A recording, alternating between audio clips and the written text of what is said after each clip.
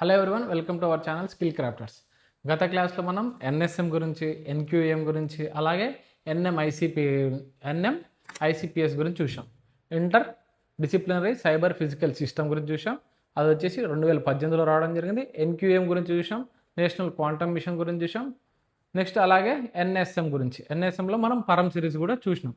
ఈ ఏదైతే NMICPS interdisciplinary cyber physical system ఆధారంగా స్మార్ట్ సిస్టమ్స్ ఏవైతున్నాయో దాన్ని అభివృద్ధి చేసుకోవాలని పెట్టుకున్నాం. దాని లక్ష్యం కిందకి దేశవ్యాప్తంగా ఇది అమలు చేయాలని పెట్టుకున్నాం. అలాగే బడ్జెట్ దాన్ని కేటాయించింది ఏంటంటే 3600 కోట్లు. అలాగే నేషనల్ క్వాంటమ్ మిషన్ గురించి చూసాం. నేషనల్ క్వాంటమ్ టెక్నాలజీ అనేది రక్షణ పరంగా, సైబర్ సెక్యూరిటీ పరంగా, దీంట్లో మనం ముందు అట్లాగే స్పేస్ పరంగా ఈ టెక్నాలజీ అనేది అభివృద్ధి చేసుకోవాలని లక్ష్యంగా పెట్టుకోవడం జరిగింది. నేషనల్ క్వాంటమ్ టెక్నాలజీకి మనం వచ్చేసి ఎంత బడ్జెట్ కేటాయించడం జరిగింది? 6003.65 కోట్లు అనేది కేటాయించడం జరిగింది.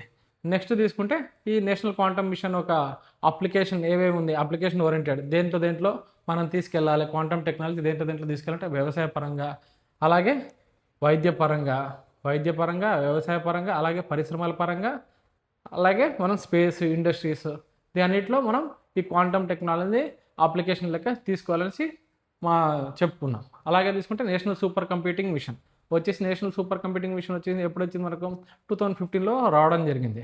మనకు కేంద్ర క్యాబినెట్ నేషనల్ క్వాంటమ్ మిషన్ ఎప్పుడు అప్రూవల్ చేసింది?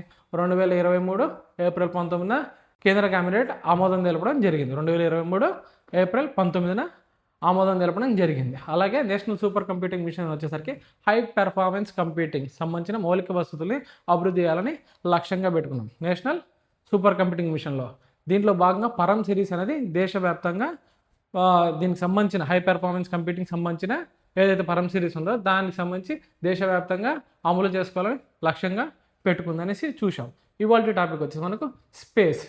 మనం స్పేస్ టాపిక్లో ముందు బేసిక్స్ చూద్దాం. బేసిక్స్ ఏమేమి అవసరం ఉంటాయి, మనం వెహికల్స్ కానీ ఒకవేళ శాటిలైట్లో ఒకటి లాంచ్ చేయాలంటే ఏమేమి కావాలి, అసలు స్పేస్ ఎక్కడి నుంచి స్టార్ట్ అవుతుంది, ఆ స్టార్ట్ అయ్యేదాన్ని ఏమంటారు, స్పేస్ ఎక్కడి నుంచి మనకు భూమి, తర్వాత భూమి చుట్టూ ఉన్న వాతావరణం, ఆ వాతావరణం దాటి ఎప్పుడైతే పైకి వెళ్తుందో వాతావరణం గాలి అనేది చాలా ఎక్కువ డెన్సిటీతో ఉంటుందండి. కానీ ఎప్పుడైతే ఈ భూ ఉపరితలం దాటి మెల్లమెల్లగా పైకి వెళ్ళే కొద్దీ ఏమైందంటే గాలి అనేది పలచగా ఏర్పడేసి స్పేస్ అనేది స్టార్ట్ అవ్వడం జరుగుతుంది. ఆ స్పేస్ ప్రారంభ లైన్ వచ్చి 100 కిలోమీటర్స్ అని పెట్టుకోవడం జరిగింది. ఒక్కొక్కటిగా చూద్దాం. దీన్ని ఆమోదించిన దేశాలు ఏవే ఉన్నాయి. 100 కిలోమీటర్స్ లైన్ని కర్మన్ లైన్ అంటారు.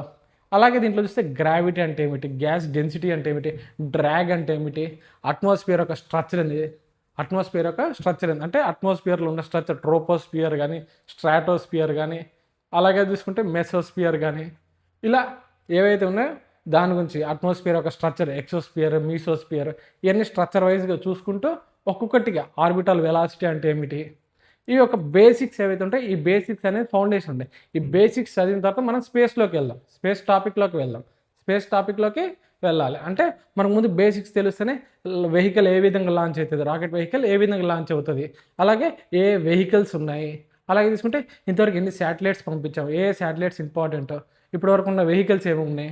మనకు ఫస్ట్ శాటిలైట్ ఎరా స్టార్ట్ అయినప్పుడు వెహికల్స్ చూసుకుంటే SLV అనేసి శాటిలైట్ లాంచ్ వెహికల్ అని, ASLV అనేసి అగ్మెంటెడ్ శాటిలైట్ లాంచ్ వెహికల్ అని, PSLV polar satellite launch vehicle అని, GSLV geosynchronous satellite launch vehicle అనేసి, అలాగే LVM-2 LVM-3 అనేది లాంచ్ వెహికల్స్ అని వచ్చాయండి.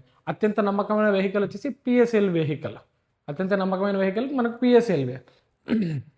నెక్స్ట్ వచ్చేసి ఈ ఏవైతే వెహికల్స్ అయిపోయిన తర్వాత మనకు శాటిలైట్స్ గురించి.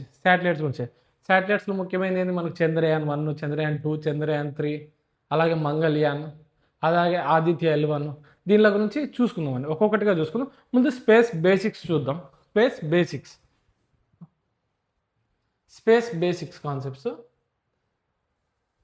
స్పేస్ భూమి ఉపరితలం నుంచి పైకి వెళ్ళే కొద్దీ వాతావరణంలో గాలి సాంద్రత క్రమంగా తగ్గుతుంది. భూమి ఉపరితలంలో మనకు వాతావరణం అనేది అట్మాస్ఫియర్ అనేది ఎక్కువగా ఉంటుంది.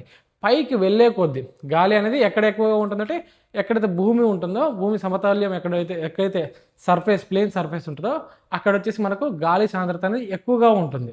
అలాగే మన కొండల్లోకి అలా ఎత్తు ప్రదేశాలకు వెళ్ళినప్పుడు ఏమైతే గాలి సాంద్రత అనేది తక్కువగా ఉంటుంది, గాలి అనేది పల్చగా ఉంటుంది. ఇక్కడ చూడండి, భూ ఉపరితలం నుంచి పైకి వెళ్ళే కొద్దీ వాతావరణంలో గాలి సాంద్రత క్రమంగా తగ్గుతుంది. కరెక్టే కదండి. ఎక్కడైతే ప్లేన్ సర్ఫేస్ ఉంటుందో అక్కడ వచ్చేసి గాలి సాంద్రత ఎక్కువగా ఉంటుంది. అలాగే కొండలలో లేక పైకి పోయే కొద్దీ భూమి నుంచి పైకి వెళ్ళే కొద్దీ గాలి సాంద్రత అనేది పల్చగనేది రావటం జరుగుతుంది, పల్చగానే ఉండటం జరుగుతుంది. ఒక ఎత్తుకు వచ్చిన తర్వాత సాధారణ ఎయిర్ క్రాఫ్ట్లకు అవసరమైన ఏరోడైనమిక్ లిఫ్ట్ అనేది లభించదు. సాధారణంగా మనం చూసుకుంటే ఏరోడైనమిక్ లిఫ్ట్ అంటే ఏంటంటే ఇక్కడ చూడండి, ఒక ఎత్తుకు వచ్చిన తర్వాత ఒక సర్టెన్ అట్మాస్ఫియర్కి వచ్చిన తర్వాత సాధారణ ఎయిర్ క్రాఫ్ట్ అంటే మనకి ఇక్కడ ఏరోప్లేన్స్కి అవసరమైన ఏరోడైనమిక్ లిఫ్ట్ అనేది లభించదండి. ఇప్పుడు మామూలుగా మనం ఏరోప్లేన్ తీసుకుంటే ఏరోప్లేన్ ఆకారం చూసుకుంటే మనకు ఈ విధంగా ఉంటుంది, కోన్ షేప్ లెక్క ఉంటుందండి. ఇట్లా కోన్ షేప్ లెక్క ఉంటుంది. ఇట్లా కోన్ షేప్ ఉండడం వల్ల ఏమైందంటే దాని ఫిన్స్ ఏ విధంగా ఉంటాయి, కొద్దిగా బెండ్ అయి ఉంటాయండి. ఏరోప్లేన్ ఒక ఫిన్స్ వచ్చేసి ఇట్లా బెండ్ అయి ఉంటాయండి. ఇక్కడ చూసుకుంటే మనకు గాలి అనేది పైకి అనేది వేగంగా వెళ్ళిపోతుందండి. ప్లేన్ సర్ఫేస్ ఉండడంగా వేగంగా వెళ్ళిపోతుంది. దీన్ని వచ్చేసి కింద వచ్చేసి మనకు చాలా నెమ్మదిగా వెళ్తుంది. కింద వచ్చేసి గాలి చాలా నెమ్మదిగా వెళ్తుంది. ఈ ఎయిర్ ఫాయిల్ ఆకారం అంటారు, ఇట్లా ఉండేదాన్ని ఏమంటారు ఎయిర్ ఫాయిల్ ఆకారం. దీని ఆధారంగా అనేది ఎయిర్ అనేది లిఫ్ట్ చేయడం వల్ల ఏరోప్లేన్స్ లిఫ్ట్ కావడం జరుగుతుంది. ఎయిర్ లిఫ్ట్ చేయడం వల్ల ఏరోప్లేన్ అనేది లిఫ్ట్ కావడం జరుగుతుంది. దీని అంటారు ఏరోడైనమిక్ లిఫ్ట్ అంటారు. ఇక్కడ ఎయిర్ సపోర్ట్ అనేది చేస్తుంది మనకు. ఇది ఏదైతే షేప్ ఉందో దాని ఆధారంగా ఎయిర్ లిఫ్ట్ చేయడం వల్ల మనకు ఏరోప్లేన్ అనేది లిఫ్ట్ కావడం జరుగుతుంది. కానీ ఒక సర్టెన్ అట్మాస్ఫియర్ తర్వాతకి అక్కడ ఎయిర్ అనేది పల్చగా ఉండడం వల్ల ఏరోడైనమిక్ లిఫ్ట్ అనేది సరిపోదు. స్పేస్లో మనకు ఏరోడైనమిక్ లిఫ్ట్ అనేది ఉండదండి. ఈ ప్రాంతం నుంచి పైకి ఉన్న విస్తార ప్రాంతాన్ని స్పేస్ అంటారు. ఎక్కడైతే ఎయిర్ అనేది పల్చగా ఉండటం, గాలి లేకపోవడం ఏడైతే ఉంటుందో మనకు ఆ ప్రాంతాన్ని ఏమంటారు అంటే ఒక సర్టెన్ స్పేస్ తర్వాత ఎయిర్ అనేది పల్చగా ఉంటుంది చూసారా, ఆ పల్చగా ఉండేదాన్ని అక్కడ ఏడైతే ఏరోడైనమిక్ లిఫ్ట్ అనేది జరగదో అక్కడ ఉన్న ప్రారంభ ప్రాంతాన్ని ఏమంటారు అంటే అక్కడ నుంచి వచ్చే ప్రాంతాన్ని ఏమంటారు అంటే స్పేస్ అంటారు. అక్కడ నుంచి వచ్చే ప్రాంతాన్ని ఏమంటారు స్పేస్ అంటారు. ఒక ఎత్తుకు వచ్చిన తర్వాత సాధారణ ఎయిర్ క్రాఫ్ట్లకు అవసరమైన ఏరోడైనమిక్ లిఫ్ట్ అనేది లభించదు. ఆ ప్రాంతం నుంచి పైకున్న విస్తరమైన ప్రాంతాన్ని స్పేస్ అంటారు. ఎక్కడైతే గాలి పల్చగా ఉంటుందో అలాగే ఏరోడైనమిక్ లిఫ్ట్ ఎక్కడైతే జరగదో అక్కడ ప్రారంభమైన ప్రాంతాన్ని ఏమంటారంటే స్పేస్ అంటారు. అంతర్జాతీయంగా అంగీకరించిన ప్రమాణం ప్రకారం భూమి ఉపరితలం నుంచి సుమారు 100 కిలోమీటర్ల ఎత్తు వరకు ఉన్న ప్రాంతాన్ని స్పేస్ ప్రారంభ భాగంగా పరిగణిస్తారు. అంటే భూమి ఉపరితల భాగం నుంచి 100 కిలోమీటర్ల తర్వాత ఉండే ప్రాంతాన్ని ఏమంటారంటే స్పేస్ అనేది అనడం జరుగుతుంది. ఈ 100 కిలోమీటర్ల ప్రారంభ లైన్ ఏమంటారంటే కర్మాన్ లైన్ అంటారు. ఇక్కడ చూడండి, అంతర్జాతీయంగా అంగీకరించిన ప్రమాణం ప్రకారం భూమి ఉపరితలం నుంచి సుమారు 100 కిలోమీటర్ల ఎత్తుపైగా ఉన్న ప్రాంతాన్ని స్పేస్ ప్రారంభ భాగంగా పరిగణిస్తారు. ఎక్కడ స్పేస్ ప్రారంభ భాగంగా పరిగణిస్తారని క్వశ్చన్ అడిగితే భూమి ఉపరితలం నుంచి 100 కిలోమీటర్ల పై ఎత్తు వరకు అనేది ఆన్సర్ అవుతుందండి. నెక్స్ట్ చూసుకుంటే మనకు కర్మన్ లైన్ గురించి చూద్దాం. కర్మన్ లైన్ భూమి నుంచి మీకు ఇందాక చెప్పినట్టు భూమి నుంచి సుమారు 100 కిలోమీటర్ల ఎత్తులో ఉన్న ఒక ఊహాత్మక సరిహద్దును కర్మన్ లైన్ అంటారు. 100 కిలోమీటర్ల ప్రారంభ లైన్ ఏదైతే ఉంటుందో ఆ నుంచి ఉన్న స్పేస్ని ప్రారంభించే దాన్ని ఏమంటారంటే కర్మన్ లైన్ అంటారు. భూమి నుంచి సుమారు 100 కిలోమీటర్ల ఎత్తులో ఉన్న ఒక ఊహాత్మక సరిహద్దును కర్మన్ లైన్ అంటారు. ఈ సరిహద్దుని ఏదైతే ఉందో ఈ సరిహద్దుని FAI ఫెడరేషన్ ఏరోనాటిక్ ఇంటర్నేషనల్ వారు ఆమోదించడం జరిగింది. ఈ సరిహద్దును FAI వంటి అంతర్జాతీయ సంస్థలు ఈ స్పేస్ బౌండరీగా కన్వెన్షన్గా స్వీకరించాయి. ఈ FAI అనేది అంతర్జాతీయ సంస్థలు స్పేస్ బౌండరీగా స్వీకరించాయి. దేన్ని? ఈ కర్మన్ లైన్ ఎక్కడ ఉంటుంది? భూమి ఉపరితలం నుంచి 100 కిలోమీటర్ల పైన ఉన్న భాగాన్ని. ఓకే, నెక్స్ట్ చూసుకుంటే ఈ ఎత్తు కంటే పైకి వెళ్ళినప్పుడు ఏరోడైనమిక్ లిఫ్ట్ సరిపోదు. ఇందాక మీకు చెప్పినట్టే ఈ 100 కిలోమీటర్ల పైకని ఈ కర్మన్ లైన్ కన్నా పైకి వెళ్ళినప్పుడు ఏరోడైనమిక్ లిఫ్ట్ అనేది సరిపోదు. ఎందుకు? గాలి అనేది పల్చగా ఉండటం. అదొక కారణం. మనకు లిఫ్ట్ అనేది జరగదు. అక్కడ ప్రయాణించడానికి వెహికల్ పూర్తిగా రాకెట్ ప్రపల్షన్ మీద ఆధారపడుతుంది. ఏమిటి ప్రపల్షన్ అంటే రాకెట్లో మనం గాలి మరియు ఇంధనం ఈ రెండు తీసుకొని దాని కంబషన్ ఆధారంగా ప్రపల్షన్ అనేది జరుగుతుంది. అక్కడ మనకు స్పేస్లో ఏదైతే స్పేస్ ప్రారంభమైనదో అక్కడ ఏరోడైనమిక్ లిఫ్ట్ అనేది జరగదు. అక్కడ జరిగేదంటే రాకెట్ ప్రపల్షన్ ఆధారంగానే మనకు వెహికల్స్ అనేది లిఫ్ట్ చేయడం జరుగుతుందండి. రాకెట్ ప్రపల్షన్ ఆధారంగానే ముందుకు వెళ్ళగలుగుతాయి. ఈ ఫిజిక్స్ ఆధారంగానే కర్మన్ లైన్ కాన్సెప్ట్ అనేది ఏర్పడింది. ఇది దీని గురించి కర్మన్ లైన్ అండి. ఇది ఒకటి స్పేస్ ఒక ప్రారంభం లైన్ వచ్చేసి మనకు స్పేస్ ఏ విధంగా ఒకేసారి స్పేస్ అనేది ఏర్పడదు కదండి. భూమి ఉపరితలం దగ్గర మనకు గాలి యొక్క సాంద్రత ఎక్కువగా ఉంటుంది. అలాగే కొండల మీదకి వెళ్ళినప్పుడు గాలి అనేది పలచగా ఏర్పడుతుంది. అలాగే మనం స్పేస్లోకి వెళ్ళాలంటే ఒకే కంటిన్యూటీ అనేది ఉంటుందండి. భూమి ఉపరితలం చుట్టూ ఉన్నది వాతావరణం పైకి వెళ్ళే కొద్దీ గాలి అనేది పలచగా అనేది ఏర్పడుతుంది. ఒకేసారి గాలి అనేది పలచగా ఏర్పడుతుంది. ఒక మెల్లమెల్లగా ఒక 100 కిలోమీటర్ల తర్వాతకి మనకు గాలి అనేది పలచగా అనేది ఉంటుందండి. అది ఎవరు ఆమోదించిన అంతర్జాతీయ సంస్థలు ఏదైంది ఫెడరేషన్ ఏరోనాటికల్ ఇంటర్నేషనల్ వారు ఆమోదించిందండి. నెక్స్ట్ చూసుకుంటే అక్కడ వెహికల్స్ ఏ విధంగా పోతాయి అంటే మనకు ప్రపల్షన్ ఆధారంగానే పోతుంది. ప్రపల్షన్ ఆధారంగానే వెహికల్స్ అనేవి ముందుకు వెళ్తాయి. నెక్స్ట్ చూసుకుంటే మనం ఎర్త్ అట్మాస్ఫియర్ స్పేస్ అనేది ఒక కంటిన్యూటీ. భూమి మరియు వాతావరణం స్పేస్ అనేది ఒక కంటిన్యూటీ. ఒకేసారి ఎర్త్ ఇక్కడ నుంచి ఇక్కడికి అనేసి చెప్పడానికి లేదండి. ఎందుకంటే గాలి అనేది ఈ అంతర్జాతీయ అనుకున్నారండి. మామూలుగా ఇక్కడ ఏదైతే FAA ఉందో అది ట్రీట్ చేసింది 100 కిలోమీటర్లతో. ఇది కర్మన్ లైన్. ఇక్కడ నుంచి స్పేస్ అనేది ప్రారంభం ట్రీట్ చేసింది. అంతేగాని ఒకేసారి ఇక్కడ నుంచి ఏం ఉండదు, గాలి ఉండదు అనేది గాలి అనేది వాతావరణం అనేది ఒకేసారిగా పల్చగా అనేది ఏర్పడదండి. మెల్లమెల్లగా అనేది ఏర్పాటు అనేది జరుగుతుంది. దీనికి ఒక కంటిన్యూటీ అనేది ఉంటుంది. అంటే భూమి, అట్మాస్ఫియర్, వాతావరణం, స్పేస్ అన్ని వేరు ఎంటిటీస్ కాదు. ఇది ఒక కంటిన్యూస్ సిస్టమ్. ఇది ఒక కంటిన్యూస్ సిస్టమ్. భూమి ఉపరితలం నుంచి అట్మాస్ఫియర్ మొదలవుతుందండి. భూమి ఉపరితలం నుంచి మనకు వాతావరణం అనేది మొదలవుతుంది. అట్మాస్ఫియర్ పల్చగా మారుతూ చివరికి స్పేస్లో కలిసిపోతుంది. ఇక్కడ కంటిన్యూటీ అనేది ఉండదు కదండి. కంటిన్యూటీ అనేది ఉన్నది.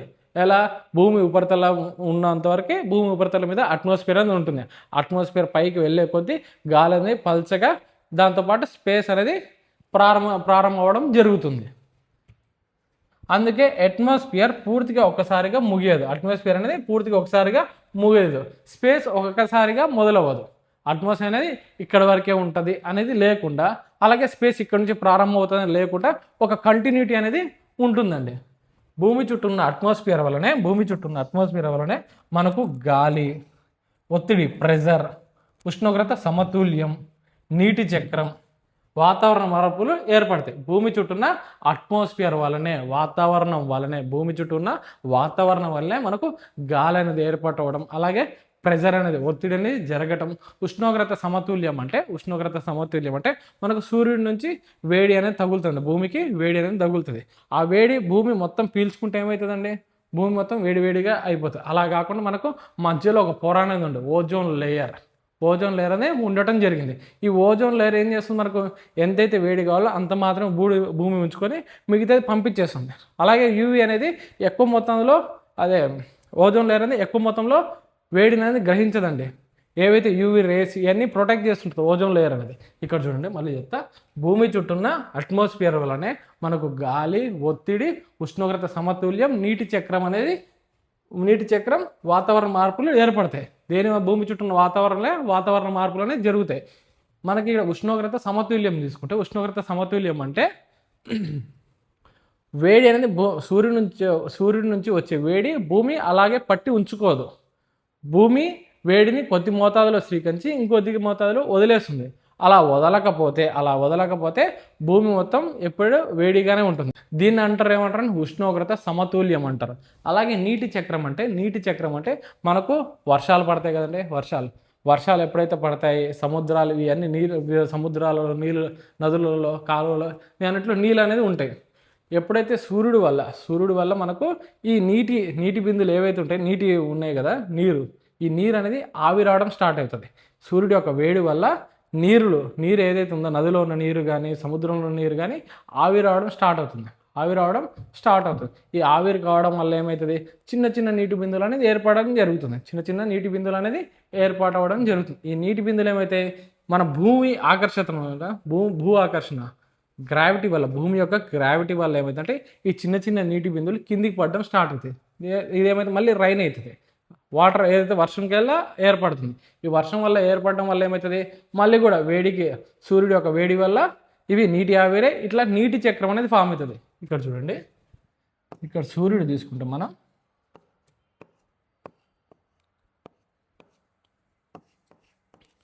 సూర్యుడి యొక్క వేడి వల్ల భూమి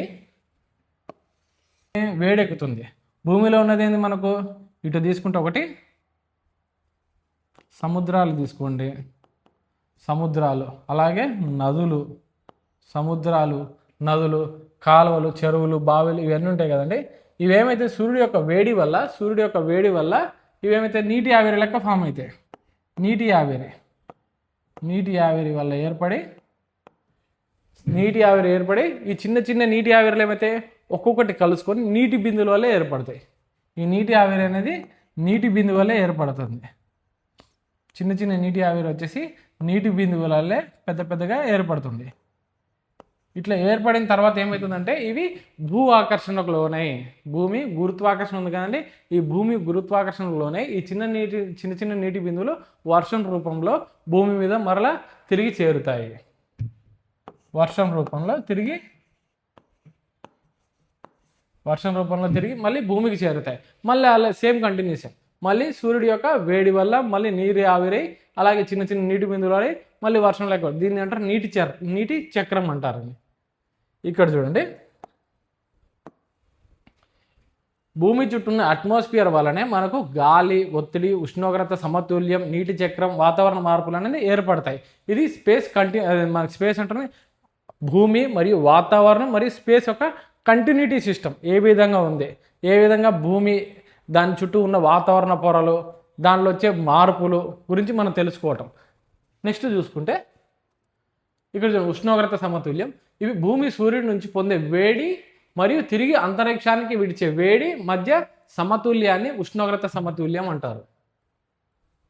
భూమి సూర్యుడి నుంచి పొందే వేడి మరియు తిరిగి అంతరిక్షానికి విడిచే వేడి మధ్య ఉన్న సమతుల్యాన్ని ఏమంటారు అంటే ఉష్ణోగ్రత సమతుల్యం అంటారు. పూర్తిగా వేడిని గ్రహించినా భూమి వేడెక్కిపోతుంది, పూర్తిగా చల్లదనం గ్రహించినా కానీ భూమి అనేది చల్లగా అయిపోతుంది. ఎంతవరకు అవసరం ఉందో అంతవరకు తీసుకొని మిగతాది వదిలివేయటం జరుగుతుంది భూమి అనేది. దీన్ని అంటారు ఉష్ణోగ్రత సమతుల్యం అంటారు. అలాగే నీటి చక్రం తీసుకుంటే నీరు భూమి మీద తిరుగుతూ ఆవిరై మేఘాల వల్ల ఏర్పడి మళ్ళీ వర్షం పడే నిరంతర ప్రక్రియనే నీటి చక్రం అంటారు. మీకు ఇందాక చెప్పినట్టు నీటి చక్రం ఒక ఎగ్జాంపుల్. ఇది ఎర్త్, అట్మాస్ఫియర్ అలాగే స్పేస్ ఒక కంటిన్యూటీ సిస్టమ్. దీన్ని చూసుకున్న తర్వాత ఒక్కొక్కటిగా చూద్దాం. అంటే మనకు స్పేస్ టాపిక్లోకి వెళ్ళకుండా బేసిక్స్ ఏమేమి ఉన్నాయి, కర్మన్ లైన్ అంటే ఏమిటి అది చూసినాం. నెక్స్ట్ స్పేస్ ఏ విధంగా స్టార్ట్ అవుతుంది అంటే ఇది కంటిన్యూటీ సిస్టమ్ ఆధారంగా ఏర్పడుతుంది. స్పేస్ అనేది కంటిన్యూటీ సిస్టమ్ ఆధారంగా ఒకేసారి స్పేస్ అనేది ఏర్పడదు. గాలి ఎక్కడైతే పల్చగా ఏర్పడుతుందో అక్కడ స్పేస్ అనేది ఏర్పడడం జరుగుతుంది. అలా కంటిన్యూటీ సిస్టమ్ గురించి చూసాం. అలాగే నెక్స్ట్ చూసుకుంటే అదే అట్మాస్ఫియర్, ఇక్కడ చూడండి, అట్మాస్ఫియర్లోనే సూర్యుడు వచ్చే యూవీ కిరణాలను అడ్డుకుంటుంది. అట్మాస్ఫియర్ ఏం చేస్తుందంటే మనకు అట్మాస్ఫియర్ ఒక రకంగా రక్షణగా ఏర్పడుతుంది, అదే విధంగా ఒక అవరోధంగా కూడా ఏర్పడుతుందండి. ఏ విధంగా చెప్తున్నా అంటే ఇప్పుడు మనకు అట్మాస్ఫియర్ అనేది సూర్యుడి నుంచి కానీ ఇతర నక్షత్రాల నుంచి వచ్చే కానీ రేడియేషన్స్ కానీ అలాగే యూవీ రేస్ నుంచి కానీ ఇన్ఫ్రారెడ్ రేస్ నుంచి కానీ యూవీ లైట్ ఆధారంగా ఈ అల్ట్రావైలెట్ లైట్ ఉంటుంది కానీ అల్ట్రావైలెట్ రేస్ ఇవి అనేది అట్మాస్ఫియర్ మన వరకు డైరెక్ట్గా చేరకుండా మధ్యలో అడ్డుపడేసి మనిషిని రక్షిస్తుంది. మనుషునే కానీ అలాగే జంతువులు కానీ అలాగే మొక్కల్ని కానీ రక్షించడం అనేది జరుగుతుంది. ఇదేంది రక్షణగా నిలబడుతుంది ఎక్కడ అట్మాస్ఫియర్ అనేది. అదేవిధంగా మనం రాకెట్ ఎప్పుడైతే లాంచ్ చేయాలనుకుంటే ఈ అట్మాస్ఫియర్ అనేది అడ్డుపడుతుంటుంది. ఈ గాలి అనేది వాతావరణంలో ఉన్న గ్యాసెస్ అనేది అడ్డుపడుతుంటుంది, ముందుకు వెళ్ళనీయకుండా. దీన్ని ఏమంటారు అంటే అడ్డుపడుతుంటుంది అంటే అవరోధంగా నిలుస్తుంది. మనకేమో రక్షణగా నిలుస్తుంది, అలాగే రాకెట్కి అవరోధంగా నిలుస్తుంది. దీన్ని అంటారు ఇట్లా అవరోధంగా ఉన్నదాన్ని డ్రాగ్ అంటారండి. DRAG drag. చూద్దామండి, సూర్యుడి నుంచి వచ్చే యూవీ కిరణాలను అడ్డుకుంటుంది. సూర్యుడి నుంచి వచ్చే ఈ అట్మాస్ఫియర్ యూవీ కిరణాలను అడ్డుకుంటుంది. అలాగే చిన్న చిన్న గ్రహ శకలాలు మీటరాయిడ్స్ గ్రహశకలాలని కాల్చివేస్తుంది. అట్మాస్ఫియర్లో వేడి ఎక్కువ ఉండడం వల్ల ఎక్కడైతే స్పేస్లో ఉన్న గ్రహశకలాలు భూమి వైపు పడుతున్నప్పుడు ఎప్పుడైతే ఈ స్పేస్లోకి ఎంటర్ అవుతుందో, స్పేస్లోకి ఎంటర్ అయినప్పుడు ఈ చిన్న చిన్న గ్రహశకలాలను మెటరాయిడ్స్ను కాల్చివేస్తుంది అట్మాస్ఫియర్. దీని ఆధారంగా మనం ఏమంటుంది, అట్మాస్ఫియర్ మన రక్షణ వ్యవస్థగా నిలుస్తుంది, జీవ వ్యవస్థకి ఆ రక్షణగా నిలుస్తుంది. అలాగే కానీ స్పేస్ సైన్స్ మరియు రాకెట్ దృష్ట్యా ఈ అట్మాస్ఫియర్ రాకెట్కు డ్రాగ్ కలిగిస్తుంది, రాకెట్కు అవరోధంగా ఉన్న డ్రాగ్ కలిగిస్తుంది. మనకేమో రక్షణగా నిలుస్తుంది. స్పేస్ సైన్స్ మరియు రాకెట్ దృష్ట్యా, స్పేస్ సైన్స్ ఆధారంగా స్పేస్ సైన్స్కి అలాగే రాకెట్ దృష్ట్యా ఈ అట్మాస్ఫియర్ రాకెట్కు డ్రాగ్ కలిగిస్తుంది. లేకపోతే స్పేస్ సైన్స్కు మరియు రాకెట్స్ దృష్ట్యా ఈ అట్మాస్ఫియర్ డ్రాగ్ అనేది కలిగిస్తుంది, అవరోధంగా ఉంటుంది. లాంచ్ సమయంలో హీటింగ్, స్టెబిలిటీ సమస్యలు సృష్టిస్తుంది. లాంచ్ సమయంలో వేడి కానీ అలాగే స్థిరత్వం, మన రాకెట్ పెట్టి స్థిరంగా ఉండాలంటే మనం ఎప్పుడైతే బస్సులో కానీ వెళ్తున్నప్పుడు చేయి బయటకు పెడితే మీకు అనిపిస్తుంది కంటే ఇట్లా స్టెబిలైజ్ కాకుండా ఇట్లా ఊగుతూ ఉంటుంది చూసారా, అలాగే మన రాకెట్ వెళ్ళేటప్పుడు కూడా ఊగుతూ ఉంటుందండి. మరీ అంత ఓవర్ కదా, కానీ స్టెబిలైజ్ చేసుకుంటూ మన రాకెట్ అనేది ముందుకు వెళ్ళాలి. దీనికి రాకెట్ అనేది అవరోధం డ్రాగ్గా నిలుస్తుంది, అట్మాస్ఫియర్ అనేది డ్రాగ్గా నిలుస్తుంది. అందువల్ల అట్మాస్ఫియర్ ఒకవైపు రక్షణగా మరోవైపు సవాలుగా ఉంటుంది. ఇది కంటిన్యూటీ అయిపోయిన తర్వాత కంటిన్యూటీ మనకు ఎర్త్, స్పేస్, అట్మాస్ఫియర్ కంటిన్యూటీ అయిపోయిన తర్వాత సూర్యుడి నుంచి వచ్చే కిరణాలు ఏవేవి ఉన్నాయి అవి చూద్దాం. సూర్యుడి నుంచి 3 రకాల కాంతి కిరణాలు వస్తాయి. 3 రకాల కాంతి కిరణాలు వస్తాయి. ఒకటి యూవీ, ఒకటి ఇన్ఫ్రారెడ్, ఒకటి యూవీ, ఒకటి ఇన్ఫ్రారెడ్, ఒకటి విజిబుల్ లైట్, ఒకటి అల్ట్రావైలెట్ రేస్ హానికరమైనది. దీనివల్ల చర్మ క్యాన్సర్లు, చర్మ వ్యాధులు రావడానికి ఆవశ్యకత అనేది ఉన్నది. అల్ట్రావైలెట్ రేస్ హానికరం, ఇన్ఫ్రారెడ్ వేడి మితంగా అవసరం, అలాగే విజిబుల్ లైట్ మనకు కనిపించే కాంతి హానికరం కాదు. ఇలా సూర్యుడి నుంచి 3 రకాల కాంతి అనేది వస్తుంది. ఒకటి విజిబుల్ లైట్, ఒకటి మనకు కనిపించే కాంతి, ఒకటి అల్ట్రావైలెట్ రేస్, ఒకటి ఇన్ఫ్రారెడ్ రేస్. ఇన్ఫ్రారెడ్ రేస్ ఆధారంగా మనకు వేడి మితంగా అనేది అవసరం, ఇన్ఫ్రారెడ్ రేస్ ఆధారంగా. అలాగే తీసుకుంటే అల్ట్రావైలెట్ రేస్ అనేది హానికరం. వీటిలో యూవీ రేస్ చాలా ప్రమాదకరమైనది. యూవీ రేస్ అనేది చాలా ప్రమాదకరమైనది. యూవీ రేస్ భూమికి నేరుగా వస్తాయి. యూవీ రేస్ భూమికి నేరుగా వస్తే మనకు చర్మ క్యాన్సర్ ప్రమాదం, అలాగే కళ్ళకు నష్టం, మొక్కలు, పంటలకు హాని, సముద్రంలోని ప్లాంక్టన్స్ నాశనం. అంటే జీవితం ఇట్సెల్ఫ్ ప్రమాదకరంలో పడుతుంది. జీవ వ్యవస్థ అనేది ప్రమాదంలో పడుతుంది. దేని ఆధారంగా? సూర్యుడి నుంచి వచ్చే అల్ట్రావైలెట్ రేస్ ఆధారంగా. అల్ట్రావైలెట్ రేస్ అనేది హానికరం అండి. ఇక్కడ మనకు ఈ అల్ట్రావైలెట్ రేస్ పడకుండా మనను కాపాడుకునేది ఏంటంటే ఓజోన్ లేయర్, O3 మాలిక్యూల్స్ అనేది మనకు అల్ట్రావైలెట్స్ అనేది భూమికి చేరకుండా అడ్డుపడుతుంది. ఓజోన్ లేయర్ అనేది భూమికి అల్ట్రావైలెట్ రేస్ పడకుండా అడ్డుపడుతుందండి. ఎర్త్ లైఫ్ షీల్డ్ అంటారండి. ఓజోన్ లేయర్ను ఎర్త్ లైఫ్ షీల్డ్ అంటారు. ఇక్కడ చూసుకుంటే ఓజోన్ లేయర్ గురించి ఇప్పుడు అల్ట్రావైలెట్ రేస్ ఏదైతే చూసామో, ముందు పై వ్యవస్థ ఏ విధంగా ఉంది, పై స్పేస్లో ఏవేవి ఉన్నాయి, దేని ఆధారంగా ఇప్పుడు స్పేస్లో మనకు అడ్డంకులుగా నిలిచేవి ఏవేవి ఉన్నాయి మనకు స్పేస్లో? స్పేస్ రేడియేషన్, సూర్యుడి వల్ల వచ్చేది, అలాగే ఇతర లక్ష్యాల నుంచి వచ్చే రేడియేషన్స్ మన శాటిలైట్స్కి ఎప్పటికైనా ప్రమాదకరంగా ఉంటుంది. ఆ ప్రమాదాన్ని ఆధారంగా మనం డిజైన్ చేసుకోవాలి. ఇట్లాంటి ప్రమాదాలు ఉంటాయి, స్పేస్ రేడియేషన్స్ ఉంటాయి, ఇవన్నీ ఆధారంగా మనం శాటిలైట్స్ అనేది, రాకెట్స్ అనేది రూపొందించుకోవాలండి. నెక్స్ట్ చూస్తే ఓజోన్ లేయర్. ఓజోన్ లేయర్ ఎక్కడ ఉంటుంది మనకు? స్ట్రాటోస్ఫియర్లో ఉంటుంది. ఫస్ట్ వచ్చేసి ట్రోపోస్ఫియర్, 0 నుంచి 15 కిలోమీటర్లు అని కొందరు అంటారు, 0 నుంచి 12 కిలోమీటర్లు అంటారు, 8 నుంచి 15 కిలోమీటర్లు, వివిధ రకాలుగా ఉంది. అంటే 15 కిలోమీటర్ల వరకు, 0 నుంచి 15 కిలోమీటర్ల వరకు, 8 నుంచి 12 ఇట్లా వివిధ రకాలుగా ఉన్నాయండి. మీకు ఎగ్జామ్లో 0 to 15 లోపల మధ్యలో ఏదున్నా కానీ అది ట్రోపోస్ఫియర్ కిందకే వస్తుంది. ఒక్కొక్కసారి ఒక్కొక్క లెక్క చెప్తారు. ఒకరేమో 8 to 15 అంటారు, ఒకరేమో 0 to 15 అంటారు, ఒకరేమో 8 to 12 అంటారు. ఈ 15 లోపల ఉండేదంతా ట్రోపోస్ఫియర్ లేయర్ కిందకే తీసుకుంటారండి. ఇక్కడ చూడండి, ఈ ట్రోపోస్ఫియర్ తర్వాత వచ్చి స్ట్రాటోస్ఫియర్ మనకు. ట్రోపోస్ఫియర్ తర్వాత స్ట్రాటోస్ఫియర్, 0 నుంచి 15 ట్రోపోస్ఫియర్ ఉంటే 15 to 35 కిలోమీటర్స్ ఎత్తులో ఉండేది మనకు స్ట్రాటోస్ఫియర్. స్ట్రాటోస్ఫియర్లో ఉంది మనకు ఓజోన్ లేయర్. ఓజోన్ లేయర్ గురించి డిస్కస్ చేస్తున్నాం కాబట్టి మనకు యూవీ రేస్ గురించి డిస్కస్ చేస్తున్నాం, ఓజోన్ లేయర్ గురించి చెప్పుకుందాం. ఇక్కడ చూసుకుంటే భూమి నుంచి ఈ ఓజోన్ లేయర్ ఎక్కడ ఉందంటే మనకు స్ట్రాటోస్ఫియర్లో ఉండటం జరిగింది. ఫస్ట్ ట్రోపో, స్ట్రాటో ఒక్కొక్కటిగా చెప్తాను. ముందు మనకి ఏవైతే ఎఫెక్ట్స్ ఉన్నాయో అవి చూసి తర్వాత అట్మాస్ఫియర్ స్ట్రక్చర్ అని చూద్దాం. ట్రోపోస్ఫియర్, స్ట్రాటోస్ఫియర్, మేసోస్ఫియర్, థెర్మోస్ఫియర్, ఎక్స్పోస్ఫియర్, దీని యొక్క రేంజ్ ఏ విధంగా ఉంది. ముందుగా ఓజోన్ లేయర్ తీసుకుంటే స్ట్రాటోస్ఫియర్లో ఈ ఓజోన్ లేయర్ అని ఉంది. స్ట్రాటోస్ఫియర్లో ఓజోన్ లేయర్. ట్రోపోస్ఫియర్లో ఏముంది మరి? ట్రోపోస్ఫియర్లో మనకు అట్మాస్ఫియర్ అనేది ఉండడం జరిగింది. ట్రోపోస్ఫియర్లో అట్మాస్ఫియర్ ఉండడం జరిగింది. దాని పై భాగంలో అయినా స్ట్రాటోస్ఫియర్లో మనకు ఓజోన్ లేయర్ అని ఉంది. ఈ ఓజోన్ లేయర్ ఉండడం వల్ల మనకు యూవీ రేస్ అనేది భూమి మీద డైరెక్ట్గా పడకుండా ఆపుతుంది. ఇక్కడ చూడండి, స్ట్రాటోస్ఫియర్లో ఓజోన్ లేయర్ ఉంది. భూమి నుంచి సుమారు 15 నుంచి 35 కిలోమీటర్ల ఎత్తులో ఉంది. 15 నుంచి 35 కిలోమీటర్ల ఎత్తులో ఉంది ఈ స్ట్రాటో. ఓజోన్ లేయర్ అనేది పల్చగా ఏర్పడినప్పుడు భూ వాతావరణం అనేది వేడెక్కడం జరుగుతుంది. అందువల్ల యూవీ రేస్ భూమి మీదకి చేరవు. యూవీ రేస్ భూమి మీదకి చేరుతాయంటే చేరవు. ఎందుకు? అడ్డుగా ఉన్నది ఏంటంటే ఓజోన్ లేయర్. ఓజోన్ లేయర్ ఎక్కడ ఉంది? స్ట్రాటోస్ఫియర్లో ఉంది. యూవీ రేస్ని ఓజోన్ లేయర్ అనేది అబ్జర్వ్ చేసుకుంటుంది. అది ఎప్పుడైతే ఓజోన్ లేయర్ అనేది పల్చగా ఏర్పడడం కానీ, దాంట్లో ఏమైనా కణాలు కానీ ఏమైనా హోల్ అనేది ఏర్పడితే యూవీ రేస్ అనేది డైరెక్ట్గా భూమికి తాగుతాయి. దానివల్ల యూవీ రేస్ ఆధారంగా మనకి ఏమేమి వ్యాధులు రావచ్చు అంటే చర్మ క్యాన్సర్ వ్యాధులు, అలాగే వ్యవసాయ పంటల నష్టము, జీవ వ్యవస్థ అనేది ప్రమాదంలో పడుతుందండి. నెక్స్ట్ తీసుకుంటే మనకు ఓజోన్ లేయర్ సన్ అంబ్రిల్లా లెక్క. అంటే గొడుగు మనకి ఎప్పుడైతే సమ్మర్ సీజన్లో మనకు వేడి తగలకుండా అంబ్రిల్లా ఎట్టయితే పెట్టుకుంటామో, ఓజోన్ లేయర్ అనేది భూమి మీదకి యూవీ రేస్ పడకుండా ఒక అంబ్రిల్లా వంటిది అనేసి చెప్పడం జరుగుతుంది. సూర్యుడి నుంచి వచ్చే ప్రమాదకరమైన కిరణాలు భూమికి ముందే గొడుగులాగా నిలుస్తుంది. ఓజోన్ లేయర్ అనేది, ఓజోన్ పొర అనేది. ఓజోన్ లేయర్ లేకపోతే ఏమవుతుందంటే భూమి మీద జీవితం ఉండడం చాలా కష్టం. మనుషులు బయటికి రావడం కూడా ప్రమాదం. వ్యవసాయం దెబ్బతింటుంది.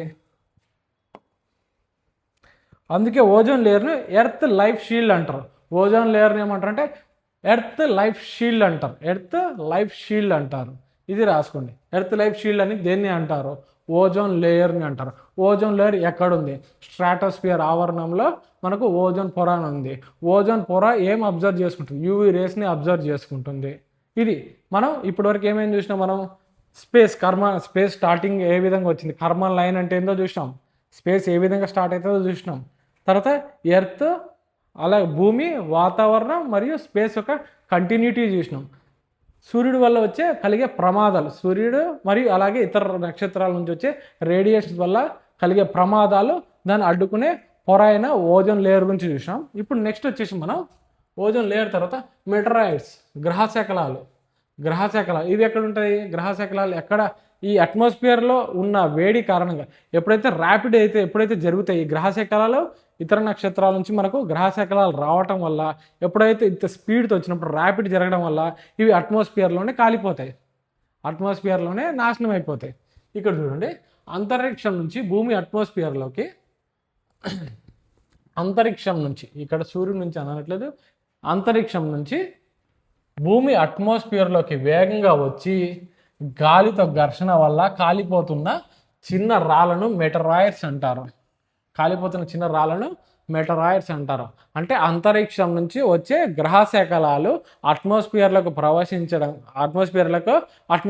రాపిడి వల్ల అక్కడే కాలిపోతాయి.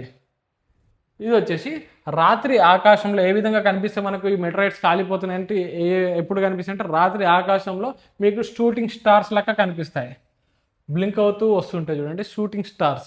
ఆ షూటింగ్ స్టార్స్ లెక్క కనిపిస్తాయి. ఏవి కనిపిస్తాయి? షూటింగ్ స్టార్స్ లెక్క కనిపించే గ్రహశకలాలు ఏవి అంటే మెటరాయిడ్స్. గ్రహశకలాలు కనిపించేవి అంటే గ్రహశకలాలు, మెటరాయిడ్స్ అంటారు. నిజానికి అవి నక్షత్రాలు కావు, అవి గ్రహశకలాలు, మెటరాయిడ్స్. మీసోస్పియర్లో ఎక్కువగా కాలిపోతాయి. ఇవి ఎక్కడ ఎక్కువగా కాలిపోతాయి అంటే మీసోస్పియర్లో ఎక్కువగా కాలిపోతాయి. ట్రోపో, స్ట్రాటో, మేసోస్పియర్. ఇప్పుడు మనకు ట్రోపో వాతావరణం ఉంటుంది, నెక్స్ట్ స్ట్రాటోలో ఓజోన్ పొర అనేది ఉంటుంది, అలాగే మూడోది తీసుకుంటే మీసోస్పియర్లో ఏమైతే మనకు గ్రహశకలాలు ఏదైతే మెటరాయిడ్స్ ఉంటాయో వాతావరణంలో జరిగే ర్యాపిడ్ ఆధారంగా ఆ రాళ్ళు అనేది కాలిపోతూ ఉంటాయి. అవి ఎక్కడ జరుగుతుంటే మేసోస్పియర్లో జరుగుతాయి. ఇందాక మనం స్ట్రాటోస్పియర్ దాని యొక్క రేంజ్ ఎంత 15 to 35 కిలోమీటర్స్ అని చెప్పాం. అలాగే మేసోస్పియర్ వచ్చేసి 50 to 85 కిలోమీటర్స్. ఈ రేంజ్ అనేది మారుతూ ఉంటాయండి, ఒక్కొక్కరు ఒక విధంగా చెప్తారు. మ్యాక్సిమం రేంజ్ అంటే ఒక్కొక్కరిది ఒక రేంజ్ చెప్తుంటారు. రేంజెస్ అనేది గుర్తుపెట్టుకోండి. ఏమంటారు లాస్ట్ రేంజ్ అనేది గుర్తుపెట్టుకోండి. స్టార్టింగ్ రేంజ్ ఇప్పుడు కొందరు 60 to 85 అంటారు, కొందరు 55 to 85 అంటారు. రేంజెస్ అనేది మారుతూ ఉంటాయి. 50 to 85లో ఎక్కువగా కాలిపోతాయి. ఈ మీసోస్పియర్ రేంజ్లో మనకి ఇక్కడ డిఫరెంట్గా ఉన్నాయి అడగడు. మీకు రేంజెస్ డిఫరెంట్ ఒక్కొక్కటి ఒక్కొక్క చోట ఒక్కొక్క లెక్క ఉన్నప్పుడు అడగరు అవి. ఏదైతే స్టాటిక్ డేటా ఇప్పుడు ఏమంటారు మేసోస్పియర్లో మనకు ఈ గ్రహశకలాలు అనేది కాలిపోవటం జరుగుతుంది. ఇట్లాంటి అడుగుతారు.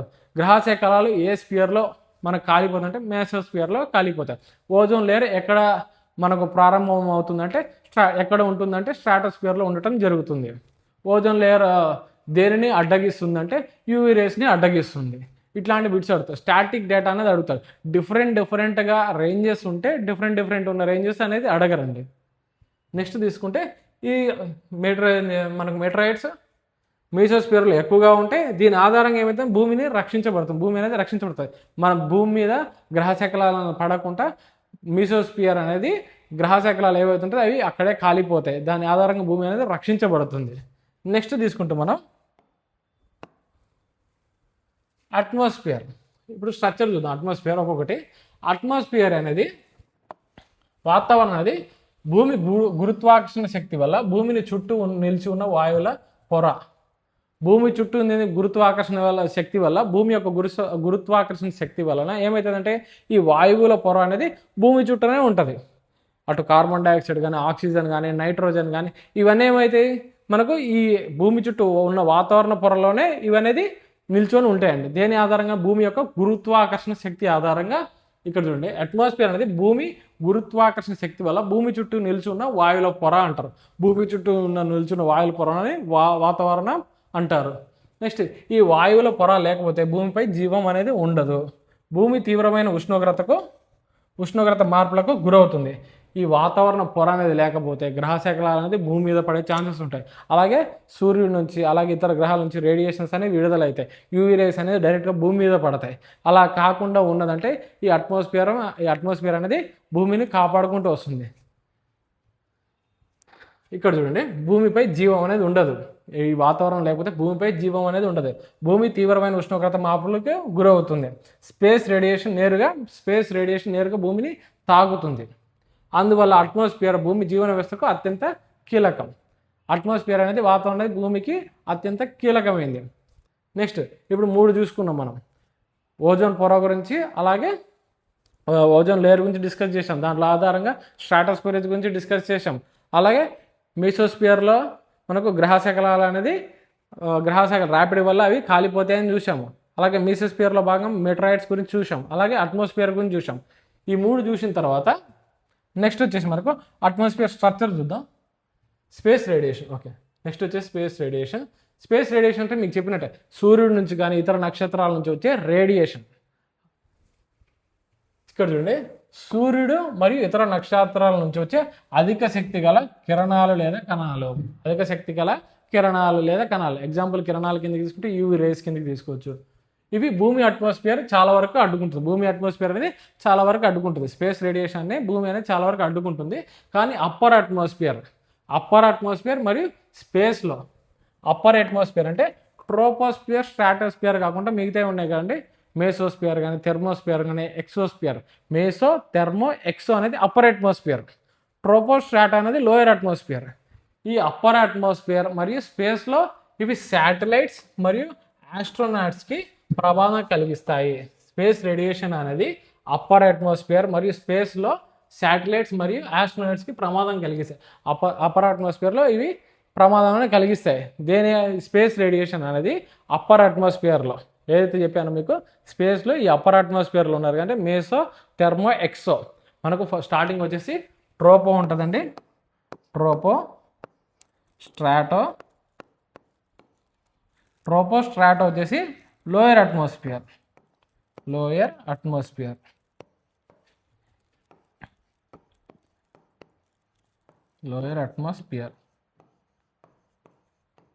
అప్పర్ అట్మాస్ఫియర్లో ఏమేమి ఉంటాయి మనకు?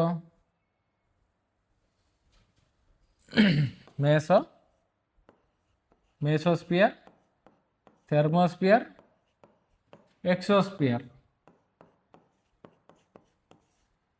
ఇవి వచ్చేసి ఏంది? Upper atmosphere.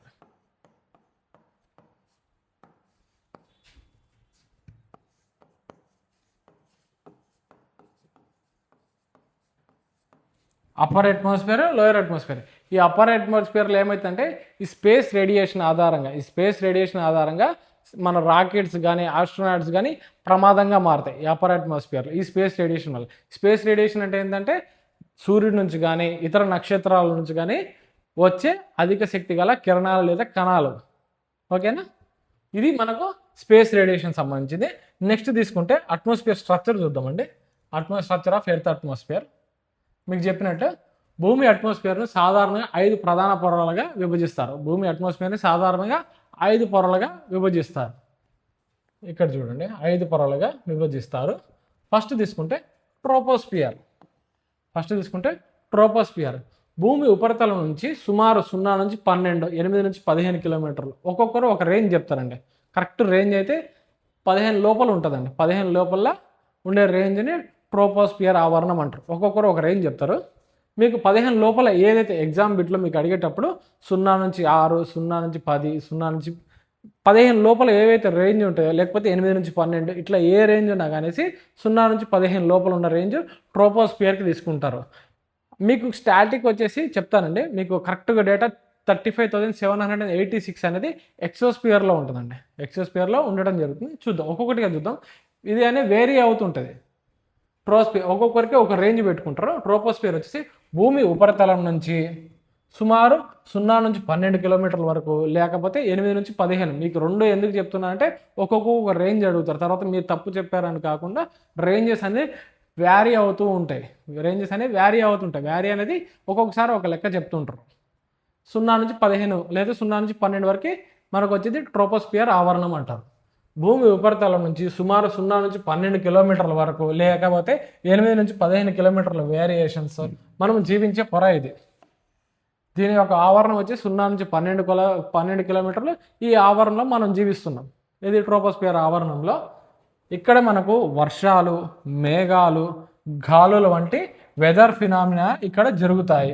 ఇక ఈ ట్రోపోస్ఫియర్ ఆవరణలో ఏమేమి జరుగుతుంది? మనకు వర్షాలు ఏర్పడతాయి, మేఘాలు, గాలులు వంటి వెదర్ ఫినామినా ఏదైనా ఎక్కడ జరుగుతుందంటే ట్రోపోస్ఫియర్ ఆవరణంలో జరుగుతుంది. దీని రేంజ్ వచ్చి 0 నుంచి 12 లేదా 8 నుంచి 15 కిలోమీటర్ల వరకు ఉంటుంది అంటే దీని రేంజ్. నెక్స్ట్ తీసుకుంటే స్ట్రాటోస్ఫియర్. 12 నుంచి 50 కిలోమీటర్లు. స్ట్రాట్ వచ్చేసి 12 నుంచి 50 కిలోమీటర్లు. మనం ఇంతకుముందు 15 నుంచి 35 కిలోమీటర్ల వరకు కూడా చెప్పాం. 15 నుంచి 35 కిలోమీటర్ల వరకు ఉన్నది ఏంది? ఓజోన్ పొర. 15 నుంచి 35 కిలోమీటర్ల వరకు ఉంది ఓజోన్ పొర. ఇక్కడ స్ట్రాటోస్ఫియర్ వచ్చేసి మనకు ఈ స్ట్రాటోస్ఫియర్లోనే మనకు ఓజోన్ పొర అనేది రావడం జరుగుతుంది. 12 నుంచి 50 కిలోమీటర్ల వరకు విస్తరించి ఉంటుంది. స్ట్రాటోస్ఫియర్ వచ్చేసి 12 నుంచి 50 కిలోమీటర్ల వరకు విస్తరించి ఉంటుంది. 12 నుంచి 50 కిలోమీటర్ల వరకు విస్తరించి ఉంటుంది స్ట్రాటోస్ఫియర్. ఈ పొరలో ఓజోన్ లేయర్ ఉండి సూర్యుడు హానికర యూవీ కిరణాలను శోషిస్తుంది, అబ్జర్వ్ చేస్తుంది. సూర్యుడి నుంచి వచ్చే యూవీ కిరణాలను శోషిస్తుంది. ఏది? స్ట్రాటోస్ఫియర్లో ఉన్న ఓజోన్ పొర. ఇప్పుడు మనకు ట్రోపోస్ఫియర్ ఆవరణం రేంజ్ ఏంది? 0 నుంచి 12 లేదా 8 నుంచి 15 కిలోమీటర్లు. నెక్స్ట్ స్ట్రాటోస్ఫియర్ వచ్చేసి 12 నుంచి 50 కిలోమీటర్లు. ఆ 12 నుంచి 50 కిలోమీటర్లో 15 నుంచి 35 కిలోమీటర్ల వరకు మనకు ఉంది ఓజోన్ పొర. నెక్స్ట్ తీసుకుంటాం మనం మేసోస్ఫియర్. ఇందాక మీకు చెప్పినట్టు మెటీరియట్స్ ఎక్కడ కాలిపోతాయి? మనకు మేసోస్ఫియర్లోనే కాలిపోతాయి. ఇక్కడ చూడండి మేసోస్ఫియర్ వచ్చేసి 50 to 85 కిలోమీటర్స్. 50 to 85 కిలోమీటర్స్ వరకు ఉంటుంది. 50 to 85 కిలోమీటర్స్ వరకు ఉండేది మేసోస్ఫియర్. భూమిపై వచ్చే మెటీరియట్స్ ఎక్కువగా ఈ పొరలోనే కాలిపోతాయి. మేసోస్ఫియర్లోనే మెటీరియట్స్ అనేది కాలిపోతాయి. MNM. ఇక్కడ వచ్చేసి ఈ మెటీరియట్స్ కూడా ఎంతోనే స్టార్ట్ అవుతాయి. ఇక్కడ మేసోస్ఫియర్ కూడా ఎంతోనే స్టార్ట్ అవుతుంది. అక్కడ వచ్చేసి ozone layer, stratosphere. Okay, next తీసుకుంటే థెర్మోస్ఫియర్ వచ్చే రేంజ్ వచ్చేసి ఎంత? ఇక్కడ మనకు 50 to 85 అయిపోయింది. 85 to 600 కిలోమీటర్స్ వరకు. 85 to 600 కిలోమీటర్స్ వరకు మనకు థెర్మోస్ఫియర్ అనేది ఉండటం జరుగుతుంది. ఈ పొరలో టెంపరేచర్ అనేది ఎక్కువగా ఉంటుంది. ఏ పొరలో టెంపరేచర్ అనేది ఎక్కువగా ఉంటుంది, ఉష్ణోగ్రత ఎక్కువగా ఉంటుందంటే థెర్మోస్ఫియర్లో టెంపరేచర్ అనేది ఎక్కువగా ఉండటం జరుగుతుంది. ఇతర దాంతో పోల్చుకుంటే అయనోస్ఫియర్ భాగం ఇక్కడే ఉండి, అయనోస్ఫియర్ ఎక్కడ ఉంటుంది? ఇక్కడే ఉంటుంది. ఎక్కడ? థెర్మోస్ఫియర్లో అయనోస్ఫియర్ అనేది ఉంటుంది. ఈ అయనోస్ఫియర్ భాగం ఇక్కడే ఉంటుంది. ఈ అయనోస్ఫియర్ గురించి ఎందుకు చెప్తున్నానంటే ఇక్కడ చూడండి కింద పాయింట్. అయనోస్ఫియర్ రేడియో కమ్యూనికేషన్ మరియు అరోరాస్ వంటి ఫినామినా ఇక్కడే కనిపిస్తాయి. అరోరాస్ మరియు రేడియో కమ్యూనికేషన్ వంటి ఫినామినా ఎక్కడే కనిపిస్తాయి, ఎక్కడ అయనోస్ఫియర్లో కనిపిస్తాయి. అయనోస్ఫియర్ భాగం ఇక్కడే ఉండి ఇక్కడ అరోరాస్ మరియు రేడియో కమ్యూనికేషన్ అనేది ఇక్కడే జరుగుతుంది. రేడియో వేవ్స్ ఎప్పుడైతే మనం పంపిస్తామో అయనోస్ఫియర్ దగ్గర వంగేసి ఇక్కడ అయనోస్ఫియర్ దగ్గర మనకు చార్జ్డ్ పార్టికల్స్ అనేవి ఉంటాయి. చార్జ్ పార్టికల్స్ ఎలా ఏర్పడితే మనకు ఇక్కడ వేడి అనేది ఎక్కువ ఉంటుంది, కానీ వేడి ఉండడం వల్ల ఏమవుతుందంటే వాతావరణం ఎక్కువ టెంపరేచర్ ఎక్కువ ఉండడం వల్ల చార్జ్ పార్టికల్స్ అనేది ఫామ్ అవుతాయి. ఆ చార్జ్ పార్టికల్స్ ఫామ్ కావటం అలాగే భూమి యొక్క గురుత్వాకర్షణ శక్తి వల్ల ఏమైతుందంటే ఈ రేడియో కమ్యూనికేషన్ రేడియో వేవ్స్ ఆధారంగా వచ్చే రేడియో కమ్యూనికేషన్ అనేది పైకి వెళ్ళి యాంటీనా ఆధారంగా మనకు కిందికనే చేరడం జరుగుతుంది. ఇక్కడ చూడండి చాలా శాటిలైట్స్ కూడా లియో శాటిలైట్స్ ఈ ప్రాంతంలోనే తిరుగుతాయి. లియో అంటే ఏంటంటే లో ఎర్త్ ఆర్బిట్స్. మనకు 3 రకాల ఆర్బిట్స్ ఉన్నాయి. Low earth orbits, MEO middle earth orbits, geosynchronous earth orbits, geostationary earth orbits. Okay, మనకి ఇక్కడ థెర్మోస్ఫియర్ ట్రోపో వచ్చేసి ఎంతవరకు ఉంది, 0 నుంచి 12 కిలోమీటర్లు లేదా 8 నుంచి 15 కిలోమీటర్లు ట్రోపోస్ఫియర్. నెక్స్ట్ వచ్చేసి స్ట్రాటోస్ఫియర్ వచ్చేసి మనకు 15 నుంచి 50 కిలోమీటర్ వరకు. అలాగే తీసుకుంటే ట్రోప్ అయిపోయింది, స్ట్రాటో అయిపోయింది, మేసోస్ఫియర్ అయితే 50 to 85 కిలోమీటర్స్. తర్వాత మనకు మేసో అయిపోయిన తర్వాత వచ్చేది థెర్మోస్ఫియర్ 85 to 600 కిలోమీటర్స్. ఇక్కడ అనేది వాతావరణం అనేది వేడిగా ఉంటుంది, టెంపరేచర్ అనేది ఎక్కువగా ఉంటుంది. ఇక్కడ చార్జ్డ్ పార్టికల్స్ అని ఉంటాయి. దీని ఆధారంగా ఈ చార్జ్డ్ పార్టికల్స్ అలాగే భూమి యొక్క గురుత్వాకర్షణ శక్తి వల్ల ఏమవుతుందంటే ఈ రేడియో వేవ్స్ ఆధారంగా రేడియో కమ్యూనికేషన్ అనేది జరుగుతుందండి. ఇక రేడియో కమ్యూనికేషన్ మరియు అరోరాస్ వంటి ఫినామినా ఇక్కడ కనిపిస్తాయి. అంటే ఈ అరోరాస్ అంటే భూమి యొక్క గురుత్వాకర్షణ శక్తి అలాగే సూర్యుడి యొక్క చార్జ్డ్ పార్టికల్స్ ఆధారంగా ఒక మనకు కలర్ వేవ్స్ అనేది ఏర్పడుతుంది. దాన్ని అరోరాస్ అంటారు. కలర్ వేవ్స్ అనేది ఆకాశంలో ఏర్పడడం జరుగుతుంది, దాన్ని అరోరాస్ అంటారు. నార్త్ సైడ్లో జరిగితే అరోరా బోరియాలిస్ అంటారు. అలాగే సౌత్కి వెళ్ళి అయితే అరోరా ఆస్ట్రియాలిస్ అంటారు. చూద్దామండి, నెక్స్ట్ కూడా చెప్తా దీని గురించి. ఎక్కువ శాతం లియో శాటిలైట్స్ ఏ ప్రాంతంలో దిగుతుంటే థెర్మోస్ఫియర్లో లియో శాటిలైట్స్ అనేవి ఉంటాయి. లియో శాటిలైట్స్ అంటే లో ఎర్త్ శాటిలైట్స్ అలాగే మిడిల్ ఎర్త్ శాటిలైట్స్. మియో అంటే లో ఎర్త్ శాటిలైట్స్ కంటే low earth orbits, middle earth orbits అలాగే జియో స్టేషనరీ ఎర్త్ ఆర్బిట్స్ అని అంటారు. Geosynchronous or geostationary earth orbits అంటారు. లియో ఆర్బిట్స్ ఎక్కడ ఉంటాయంటే థెర్మోస్ఫియర్లో ఉంటాయి. దీని ఆధారంగా మనకు కమ్యూనికేషన్ అనేది జరుగుతాయి. మియోలో వచ్చేసి జీపీఎస్ సిగ్నల్స్ మియోలో ఉంటాయి. లియోలో వచ్చేసి కమ్యూనికేషన్ సంబంధించిన సిగ్నల్, వెదర్ సంబంధించిన సిగ్నల్స్ అలాగే కమ్యూనికేషన్ సంబంధించిన సిగ్నల్స్ లియోలో ఉంటాయి. మియోలో వచ్చేసి మనకు నావిక్, జీపీఎస్ అలాగే రష్యా వాళ్ళది గెలీలియో ఇవన్నీ ఎక్కడ ఉంటాయంటే మనకు రష్యా వాళ్ళది గ్లోస్నాస్ అనేది వాళ్ళ జీపీఎస్ సిగ్నల్స్ అంటే. మనకు జీపీఎస్ అంటే తెలుసు కండి, ఇక్కడ నుంచి వేరే చోటుకి పోవాలంటే మనకు ఏదైతే ఈ నుంచి ఒక చోటుకి పోవాలంటే జీపీఎస్ ఆధారంగా పోతాం. అలాగే మన ఇండియాది వచ్చేసి నావిక్ అండి. అమెరికా వాళ్ళది జీపీఎస్, మంది నావిక్, రష్యా వాళ్ళది గ్లోస్నాస్.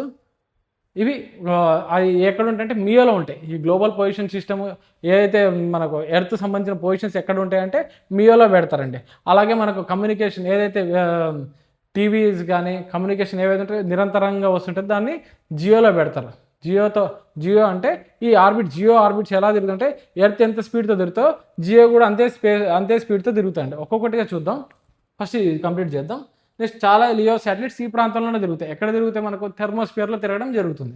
నెక్స్ట్ తీసుకుంటే రేడియో వేవ్స్ ద్వారా సమాచారాన్ని పంపుకోవడాన్ని రేడియో కమ్యూనికేషన్ అంటారు. రేడియో కమ్యూనికేషన్ ఎక్కడ జరుగుతుంది మనకు థెర్మోస్ఫియర్లో జరగడం జరుగుతుంది.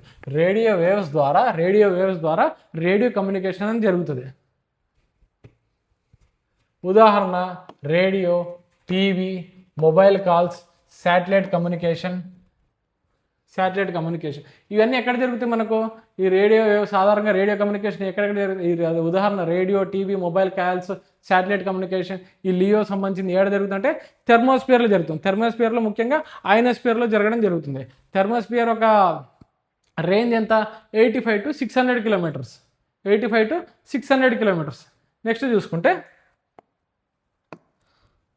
అప్పర్ అట్మాస్ఫియర్లో అయనోస్ఫియర్ ఉంటుంది. అప్పర్ అట్మాస్ఫియర్లోనే అయనోస్ఫియర్ ఉంటుంది. మీకు అప్పర్ అట్మాస్ఫియర్ ఏడాది స్టార్ట్ అయింది మనకు అప్పర్ అట్మాస్ఫియర్ మీసోస్ఫియర్, థెర్మోస్ఫియర్, ఎక్సోస్ఫియర్ని ఏమంటారు అంటే అప్పర్ అట్మాస్ఫియర్ అంటారు. లోయర్ అట్మాస్ఫియర్ వచ్చేసి ట్రోపోని, స్ట్రాటోని లోయర్ అట్మాస్ఫియర్ అంటారు. ఇక్కడ గ్యాసెస్ చార్జ్డ్ పార్టికల్స్గా ఉంటాయి. రేడియో వేవ్స్ ఇక్కడ వంగి తిరిగి భూమికి వస్తాయి. రేడియో వేవ్స్ అయనోస్ఫియర్ కాడ మనకు తిరిగి కింది భూమికి వస్తాయి అన్నమాట. అందుకే చాలా దూరాలకు సిగ్నల్ వెళ్తుంది. సింపుల్గా రేడియో వేవ్స్ పైకి వెళ్తుంది. రేడియో వేవ్స్ అనేది పైకి వెళ్తుంది. ఐనోస్ఫియర్ని తాకుతుంది. ఎక్కడుంది ఐనోస్ఫియర్? థెర్మోస్ఫియర్లో ఉంది మనకు ఐనోస్ఫియర్. ఈ ఐనోస్ఫియర్ నుంచి మనకు తిరిగి వేవ్స్ అనేది కిందికి వచ్చేస్తాయి. తిరిగి సిగ్నల్ భూమికి వచ్చేస్తాయి.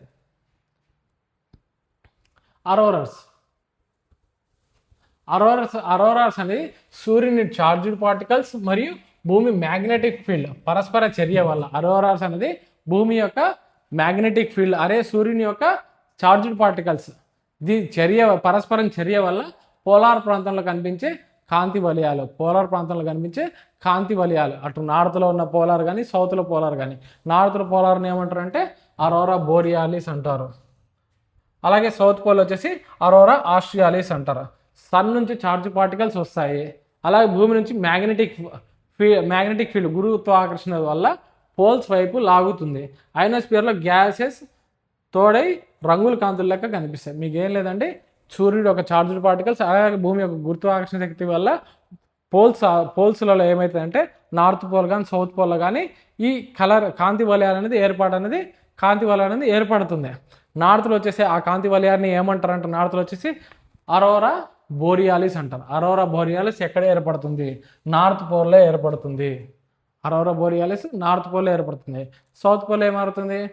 అరోరా ఆస్ట్రియాలిస్ అంటారు. అరోరా ఆస్ట్రియాలిస్ అనేది సౌత్ పోల్లో ఏర్పాటు అనేది జరుగుతుంది.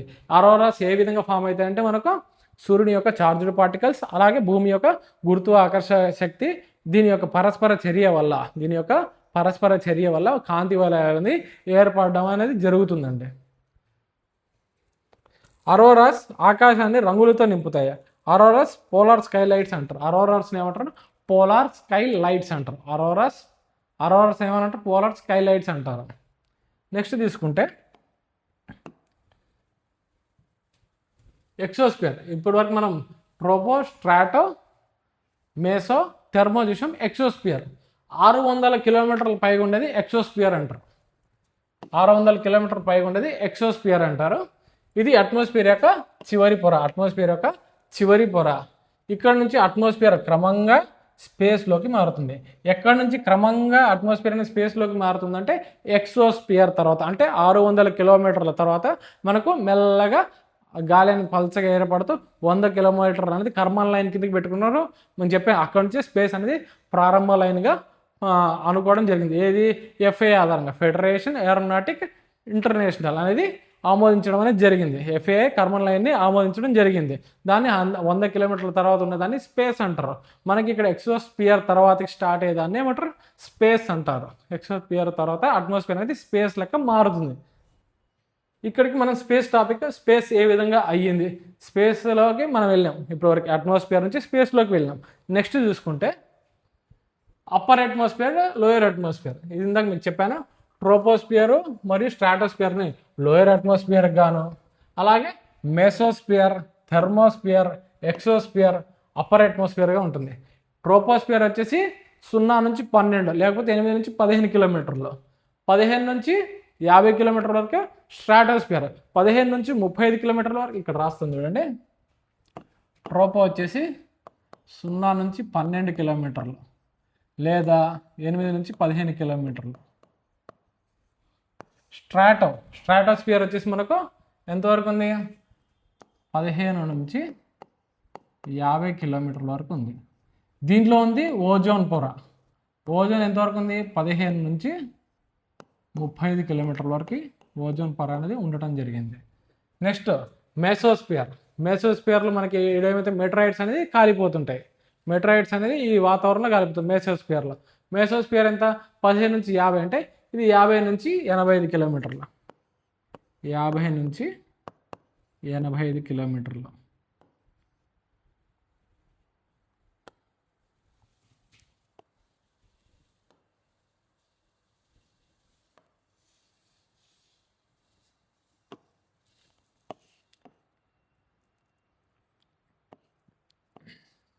నుంచి 85 కిలోమీటర్లు మెసోస్ఫియర్.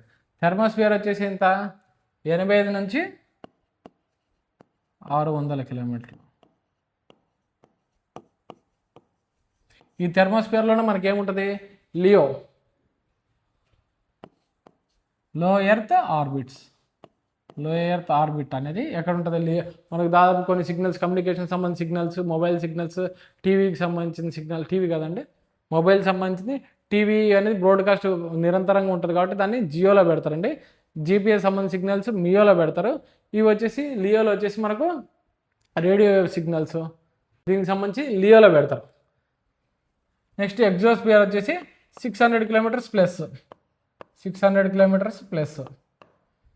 ఇక్కడ స్ట్రాటోస్ఫియర్లో మనకు ఓజోన్ లేయర్, దీన్ని యూవీ రేస్ని అడ్డుకుంటుంది, యూవీ రేస్ని అడ్డుకుంటుంది ఎక్కడ, స్ట్రాటోస్ఫియర్లో. అలాగే మెసోస్ఫియర్లో మెటరాయిడ్స్ గ్రహశకలాలని అడ్డుకుంటుంది మెసోస్ఫియర్లో. అలాగే థర్మోస్ఫియర్లో మనకు రేడియో వేవ్స్, రేడియో సిగ్నల్స్ అని రావడం జరుగుతుంది. లియో అనేది అక్కడే ఏర్పాటు చేయడం అనేది జరుగుతుంది. లో ఎర్త్ ఆర్బిట్లోనే, లో ఎర్త్ ఆర్బిట్ ఎక్కడ తిరుగుతుంటుంది అంటే లియో ఎక్కడ ఉంటుంది అంటే మనకు థెర్మోస్ఫియర్లో ఉంటుంది. ఇక్కడ వేడి టెంపరేచర్ అనేది ఎక్కువగా ఉంటుంది. చార్జ్డ్ పార్టికల్స్, ఈ చార్జ్డ్ పార్టికల్స్ అయనోస్ఫియర్లోనే మనకు థెర్మోస్ఫియర్లోనే అయనోస్ఫియర్ ఉందండి. థెర్మోస్ఫియర్లో అయనోస్ఫియర్ అనేది ఉండడం జరిగింది. ఈ అయనోస్ఫియర్లో ఏమవుతుందంటే రేడియో వేవ్స్ ఆధారంగా రేడియో కమ్యూనికేషన్ అనేది జరగడం జరుగుతుంది. రేడియో వేవ్స్ ఆధారంగా అయనోస్ఫియర్లో రేడియో వేవ్స్ వెళ్ళేసి తిరిగి మనకు భూమికి రేడియో వేవ్ సిగ్నల్స్ అనేవి రావడం జరుగుతుంది. నెక్స్ట్ ఎగ్జోస్ఫియర్లో 600, ఇక్కడ నుంచి ఎగ్జోస్ఫియర్ నుంచి మనకు స్పేస్ అనేది ప్రారంభం కావడం జరుగుతుంది. నెక్స్ట్ తీసుకుంటే అప్పర్ అట్మాస్ఫియర్, స్పేస్ సైన్స్లో ముఖ్యమైనది. ఎందుకంటే అప్పర్ అట్మాస్ఫియర్లో స్పేస్కి సంబంధించింది, లోయర్ అట్మాస్ఫియర్లో వాతావరణానికి సంబంధించింది, ఓజోన్ పొరకు సంబంధించింది, ఇవి ఉన్నాయి. అప్పర్ అట్మాస్ఫియర్ ఎప్పుడైతే ఎగ్జోస్ఫియర్ దాటినామో దాని నుంచి మనకేమైతే స్పేస్ అనేది స్టార్ట్ కావడం జరుగుతుంది. అందుకే అప్పర్ అట్మాస్ఫియర్ సైన్స్లో ముఖ్యమైనది. ఎందుకంటే ఇక్కడ డ్రాగ్ చాలా తగ్గిపోతుంది. అప్పర్ అట్మాస్ఫియర్ మీకు ఏం చెప్పా, ట్రోపోస్ఫియర్లో ఏమవుతుందంటే గాలి సాంద్రత అనేది ఎక్కువగా ఉంటుంది. పైకి వెళ్ళే కొద్ది ఏమవుతుంది, గాలి సాంద్రత అనేది పల్చగా అనేది ఏర్పడటం జరుగుతుంది. ఇక్కడ ఏమైనా డ్రాగ్, ఫస్ట్లో ప్రారంభంలో ఉన్న డ్రాగ్ అంటే అవరోధంగా నిలుస్తుంది కదా, అంటే రాకెట్ ఎప్పుడైతే ముందుకు వెళ్ళాలంటే గాలి అవరోధంగా నిలుస్తుంది, అట్మాస్ఫియర్ అనేది మనకు అవరోధంగా నిలుస్తుంది. కానీ పైకి వెళ్ళే కొద్ది డ్రాగ్ అనేది తగ్గిపోతుంది. అందుకే అప్పర్ అట్మాస్ఫియర్లో మనకు డ్రాగ్ చాలా తగ్గిపోతుంది. రేడియేషన్ మరియు చార్జ్డ్ పార్టికల్స్ అనేది ప్రభావం ఎక్కువగా ఉంటుంది. రేడియేషన్ మరియు చార్జ్డ్ పార్టికల్స్ ప్రభావం ఉంటుంది. ఎందుకు, స్పేస్లోకి ఎంటర్ అయినప్పుడు మనకు చార్జ్డ్ పార్టికల్స్, సూర్యుడి నుంచి వచ్చే రేడియేషన్ కానీ, ఇతర నక్షత్రాల నుంచి వచ్చే రేడియేషన్స్ కానీ, అలాగే చార్జ్డ్ పార్టికల్స్ వల్ల ప్రభావం అనేది ఎక్కువగా ఉంటుంది. ఏది లోయర్ అట్మాస్ఫియర్తో పోల్చుకుంటే అప్పర్ అట్మాస్ఫియర్లో స్పేస్ రేడియేషన్స్, అలాగే మనకు చార్జ్డ్ పార్టికల్స్ యొక్క ప్రభావం అనేది ఉంటుంది. ఉపగ్రహాల కదలిక, ఆర్బిట్ డైనమిక్స్ ఇక్కడ ప్రాముఖ్యం పొందుతుంది. ఉపగ్రహాల కదలిక ఇక్కడ ప్రాముఖ్యం పొందుతుంది. ఎక్కడ, అప్పర్ అట్మాస్ఫియర్లో. ఇది lower atmosphere, upper atmosphere. Lower అట్మాస్ఫియర్లో భాగంగా ఓజోన్ పొర, అలాగే వాతావరణ స్ట్రక్చర్, ఏదైతే స్పేస్ అదే ఎర్త్ వాతావరణం మరియు అట్మాస్ఫియర్ మరియు స్పేస్ యొక్క కంటిన్యూటీ చూసాం, ఓజోన్ లేయర్ గురించి చూసాం, మెటరాయిడ్స్ గురించి చూసాం, అలాగే థెర్మోస్ఫియర్లో భాగంగా లియో గురించి చూసాం, లోయర్ ఆర్బిట్స్ గురించి చూసాం. అలాగే ఎక్స్పోస్ఫియర్ తర్వాత మనం స్పేస్ అనేది ఏ విధంగా స్టార్ట్ అవుతుంది, స్పేస్లోకి వెళ్ళేసరికి అట్మాస్ఫియర్ దాని యొక్క ప్రాముఖ్యత అనేది చూసామండి. నెక్స్ట్ తీసుకుంటే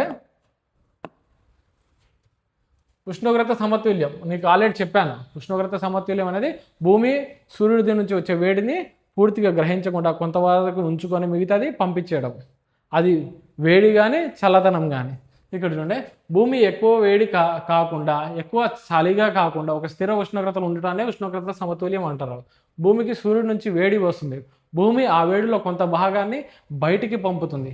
ఈ రెండు సమానంగా ఉన్నంత వరకు భూమి ఉష్ణోగ్రత స్థిరంగా ఉంటుంది, అదే ఉష్ణోగ్రత సమతుల్యం. Next gravity. ఇప్పుడు మనం స్పేస్లోకి ఎంటర్ అయినాం. స్పేస్లోకి ఎంటర్ అయిన తర్వాత ఒక్కొక్కటిగా గ్రావిటీ ఎంత ఉండాలి, రాకెట్ లియోలో తిరగాలంటే 7.8 metres per second, kilometre per second అనేది ఉండాలి. మీకు వాల్యూస్ చెప్తా. భూమి యొక్క గ్రావిటీ అంటే ఏంది, మనకు భూమి ఆకర్షించటం. ఇప్పుడు రాకెట్ వెళ్ళినా కానీ భూమి అనేది ఆకర్షిస్తుంటుంది. ఒక్కొక్కటి గ్రావిటీ అంటే ఏమిటి ఒక్కొక్కటిగా చూద్దాం. స్పేస్లోకి ఎంటర్ అయిన తర్వాత మిగతా బేసిక్స్ ఏమి ఉన్నాయి అవి ఒక్కొక్కటిగా చూద్దాం. గ్రావిటీ చూద్దాం. భూమి తన వైపు వస్తువులని లాక్కునే శక్తిని గ్రావిటీ అంటారు. భూ ఆకర్షణ వల్ల ఏదైనా వస్తువుని భూమి అనేది గ్రహించడం జరుగుతుంది. పైకి విసిరే పెన్ను కానీ బంతి కానీ పైనుంచి కిందికి వేస్తే భూమి ఏం చేస్తున్నారు, లాక్కుంటుంది. పెన్ను కింద పడేసినా భూమి అనేది లాక్కుంటుంది. దేని ఆధారంగా? భూమి యొక్క గురుత్వాకర్షణ శక్తి వల్ల. దాని అంటారు గ్రావిటీ అంటారు. భూమి తన వైపు వస్తువులను లాక్కునే శక్తిని గ్రావిటీ అంటారు. రోజువారీ ఉదాహరణ తీసుకుంటే చేతిలోని పెన్ను వదిలితే కింద పడుతుంది. దేని ఆధారంగా? పెన్ను కిందికి వేస్తే కిందికి ఎలా పడుతుంది, కింద పడుతుంది. దేని ఆధారంగా అంటే భూమి యొక్క గురుత్వాకర్షణ గ్రావిటీ ఆధారంగానే. అలాగే బంతి పైకి విసిరితే మళ్ళీ కిందికే వస్తుంది. దేని వలన? గ్రావిటీ వలన. కారణం గ్రావిటీ. అట్మాస్ఫియర్ భూమిని వదిలిపోకుండా ఉంచుతుంది. వాతావరణంలో ఉండే గ్యాసెస్ భూమి వాతావరణం నుంచి వదిలిపోకుండా, ఇప్పుడు వాతావరణంలో గ్యాసెస్ ఏవైతే ఉన్నాయో దాన్ని భూమి అనేది పట్టుకొని ఉంటుంది. భూమికి ఉన్న గురుత్వాకర్షణ శక్తి వలన వాతావరణం అనేది భూమి చుట్టే ఉంటుంది. శాటిలైట్స్ భూమి చుట్టూ తిరగడానికి కారణం ఇదే. శాటిలైట్స్ భూమి చుట్టూ తిరగడానికి గల కారణం గ్రావిటీయే కారణం. శాటిలైట్స్ భూమి చుట్టూ తిరగడానికి గల కారణం గురుత్వాకర్షణ శక్తి, భూమికి ఉన్న గురుత్వాకర్షణ శక్తి. గ్యాస్ డెన్సిటీ, గాలి సాంద్రత, దీని గురించి మీకు చెప్పాను. పైకి వెళ్ళే కొద్దీ గాలి సాంద్రత అనేది పల్చగా ఏర్పడుతుంది. అలాగే భూమికి ఉపరితలం గాలి సాంద్రత అనేది ఎక్కువగా ఉంటుంది. ఒక చోట గాలి ఎంత ఎక్కువగా ఉందో దాన్ని గ్యాస్ డెన్సిటీ అంటారు. నేల దగ్గర గాలి ఎక్కువ, డెన్సిటీ ఎక్కువ. కొండ మీద గాలి తక్కువ, డెన్సిటీ తక్కువ. ఎత్తుకు వెళ్ళే కొద్దీ డెన్సిటీ అనేది తగ్గుతుంది. గాలి సాంద్రత అనేది గాలి సాంద్రత తగ్గుతుంది. ఎక్కడ? ఎత్తుకు వెళ్ళే కొద్దీ. ఈ బిట్ అడిగే ఛాన్సెస్ ఉంటాయి మీకు. ఎత్తుకు వెళ్ళే కొద్దీ గాలి సాంద్రత తగ్గుతుందా పెరుగుతుందా?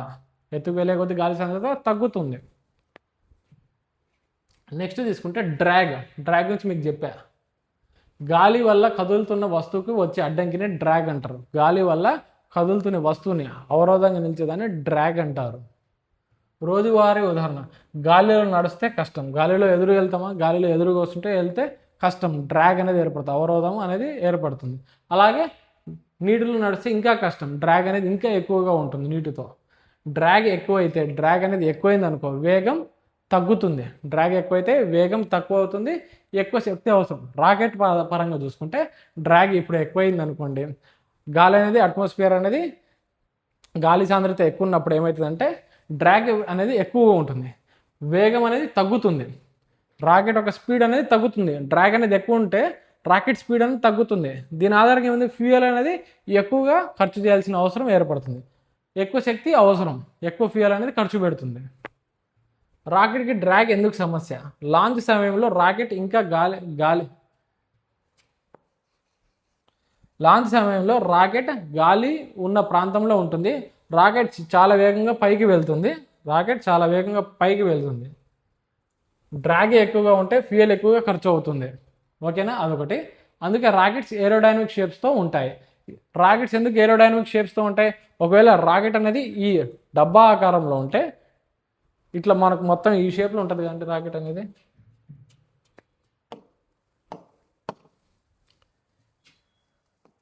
ఈ ఆకారంలో రాకెట్ అనేది రావడం జరుగుతుంది.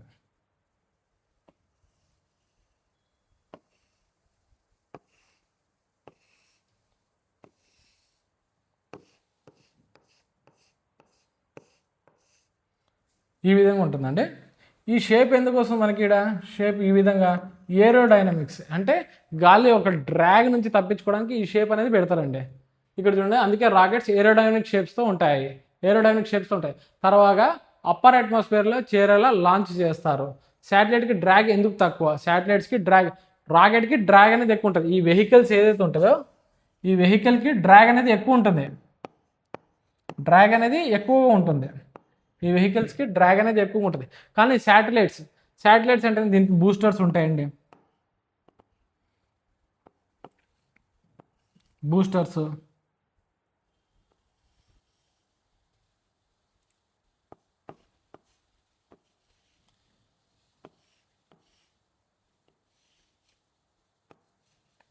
ఈ బూస్టర్స్ ఉంటాయి. రాకెట్స్కి బూస్టర్స్ ఉంటాయి. ఇక్కడ రాకెట్కి బూస్టర్స్ ఉంటాయి.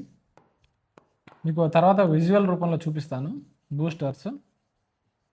ఈ బూస్టర్స్ రాకెట్స్ ఏం చేస్తాయంటే ఫస్ట్ దాని ఒక థ్రస్ట్ అంటారు ఇక్కడ. దాన్ని ఏదైతే వేడి వాయువు కిందికి వదులుతూ న్యూటన్ థర్డ్ లా ఆకారంగా ఏం చేస్తుంది? న్యూటన్ థర్డ్ లా కిందకి ఏమైందంటే రాకెట్ ఏం చేస్తుంటే కింద విపరీతమైన థ్రస్ట్ అనేది వదులుతూ పైకి వెళ్తుంది. న్యూటన్ థర్డ్ లా ఏమంటుంది? Where there is an action there is equal and opposite reaction అంటే ఎక్కువ ఏడ యాక్షన్ ఉంటుందో, ఇప్పుడు బాల్ కిందికి విసిరేస్తే ఎంత వేగంగా అయితే పైకి వస్తుందో equal action, there is an action, there is an equal and opposite reaction. అంటే ఎంత వేగంతో కిందికి వెళ్తే అంత వేగంగా పైకి వెళ్తుంది. ఇక్కడ ఏమవుతుంది, ఇక్కడ అట్మాస్ఫియర్ ఎక్కడ ఉండడం వల్ల లాంచ్ సమయంలో అట్మాస్ఫియర్ అంటే మనకు డ్రాగ్ అనేది ఎక్కువ ఉంటుంది. అట్మాస్ఫియర్ ఉండడం వల్ల ఏమవుతుందంటే డ్రాగ్ అనేది ఎక్కువగా ఉంటుంది. కానీ ఒక్కొక్క స్టేజ్లో రాకెట్కు ఉన్న ఒక్కొక్క స్టేజ్ ఎప్పుడైతే ఈ స్టేజ్ వరకు వెళ్తుంది, ఫస్ట్ స్టేజ్ ఇంత దూరం వరకు వెళ్తుంది అంటే ట్రోపోస్ఫియర్, స్ట్రాటోస్ఫియర్ సంథింగ్ మనకి ఏడుంటుంది, లియోలో వెళ్ళాలి, థర్మోస్ఫియర్లోకి వెళ్ళాలి. ఫస్ట్ స్టేజ్ ఒక స్టేజ్ వరకు ఒక ఫ్యూయల్ ఒక బూస్టర్ అనేది పనిచేస్తుందండి. తర్వాత ఈ బూస్టర్ ఎప్పుడైతే ఫ్యూయల్ అయిపోతుందో దాన్ని వదిలేసుకొని నెక్స్ట్ స్టేజ్లోకి వెళ్తుంది. నెక్స్ట్ స్టేజ్ నుంచి అక్కడ కూడా ఎంతవరకు అవసరం ఉంటుందో ఆ స్టేజ్ వరకు ఉంచుకొని తర్వాత దాన్ని వదిలేస్తుంది. అలాగా లియోలో చేరేంత వరకు అవి ఒక్కొక్క భాగాన్ని వదులుకుంటూ వెళ్తూ లాస్ట్లో ఒక శాటిలైట్ మాత్రమే ఉంటుంది. ఆ శాటిలైట్కి ఏమవుతుంది, ఎప్పుడైతే థర్మోస్ఫియర్లో వెళ్ళినప్పుడు ఏమవుతుందంటే థర్మోస్ఫియర్ లియోలో పెట్టుకుంటే థర్మోస్ఫియర్ అక్కడ గాలి అనేది పల్చగా ఉంటుంది. అలా కాకుండా ఎక్సోస్ఫియర్ కన్నా పైకి వెళ్ళినప్పుడు ఏమవుతుందంటే గాలి అనేది చాలా తక్కువగా ఉంటుంది. ఓన్లీ స్పేస్ రేడియేషన్స్ మాత్రమే మనకు ఉంటాయి. అక్కడ స్పేస్ రేడియేషన్స్ ఉంటాయి. దాని ఆధారంగా ఏమవుతుందంటే అక్కడ డ్రాగ్ అనేది తక్కువ ఉంటుంది. పైకి వెళ్ళే కొద్దీ డ్రాగ్ అనేది తక్కువ ఉంటుంది. మనకు కింద అట్మాస్ఫియర్లో ఉన్నప్పుడు డ్రాగ్ అనేది ఎక్కువ ఉంటుంది. ట్రోపోస్ఫియర్, స్ట్రాటోస్ఫియర్, లోయర్ అట్మాస్ఫియర్లో మనకు డ్రాగ్ అనేది ఎక్కువగా ఉంటుంది. అప్పర్ అట్మాస్ఫియర్లో డ్రాగ్ అనేది కొద్దిగా తక్కువగా ఉంటుంది. కాబట్టి ఫస్ట్లో ఏమైంది, మనకు కంబషన్ అనేది బూస్టర్స్ అనేది ఎక్కువగా అవసరం పడతాయి. ఇక్కడ చూడండి ఏమంటారు, ఇక్కడ ఫస్ట్ వచ్చేసి డ్రాగ్ అనేది ఎక్కువ, ఎప్పుడు స్టార్టింగ్ స్టేజ్లో మనకు డ్రాగ్ అనేది ఎక్కువగా ఉంటుంది. అలాగే శాటిలైట్కి డ్రాగ్ ఎందుకు తక్కువ, శాటిలైట్స్ అంటే వెహికల్స్ వేరే, శాటిలైట్స్ వేరే. వెహికల్ తీసుకుపోయి శాటిలైట్ ఇక్కడ తీసుకుపోతారండి. ఈ కోన్ షేప్డ్ ఏదైతే ఉంటుందో దాంట్లో పేలోడ్ ఫేరింగ్ అంటారండి. పేలోడ్ ఫేరింగ్ ఈ పేలోడ్ ఫేరింగ్ కోన్ షేప్డ్ ఏదైతే ఉంటుందో ఆ దాంట్లో మనం శాటిలైట్ అనేది తీసుకుపోవడం జరుగుతుంది. ఇదంతా మొత్తం వెహికల్ తీసుకుంటే ఈ పేలోడ్ పైన ఉండే భాగం పేలోడ్ ఫేరింగ్లో మనం శాటిలైట్ అనేది తీసుకుపోవడం జరుగుతుంది. ఇది ఎప్పుడైతే ఒక్కొక్క స్టేజ్ దాడుతూ ఉంటుంది, రాకెట్ అనేది మల్టీ స్టేజ్లో అనేది మనకు లియోలో చేరడానికి మల్టీ స్టేజ్ అనేది ఏర్పాటు చేయడం జరుగుతుంది.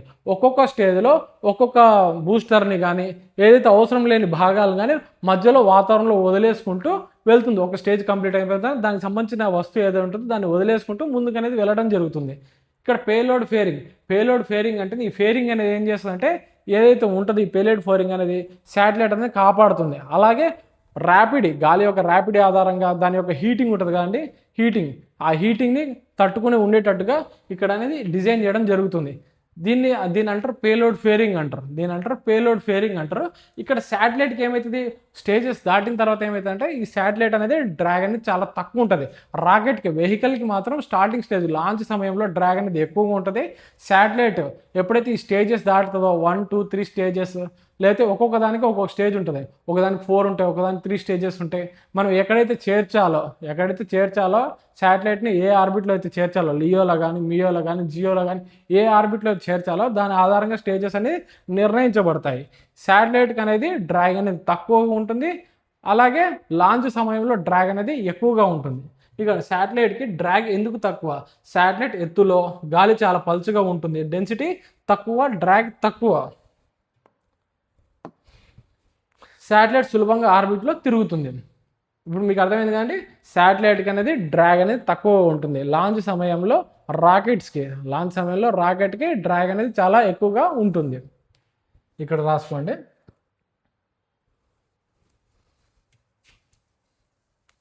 లాంచ్ సమయంలో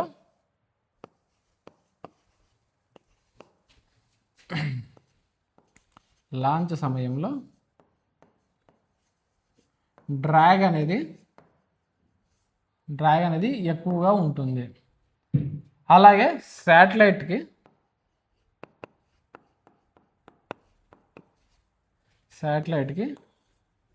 డ్రాగ్ అనేది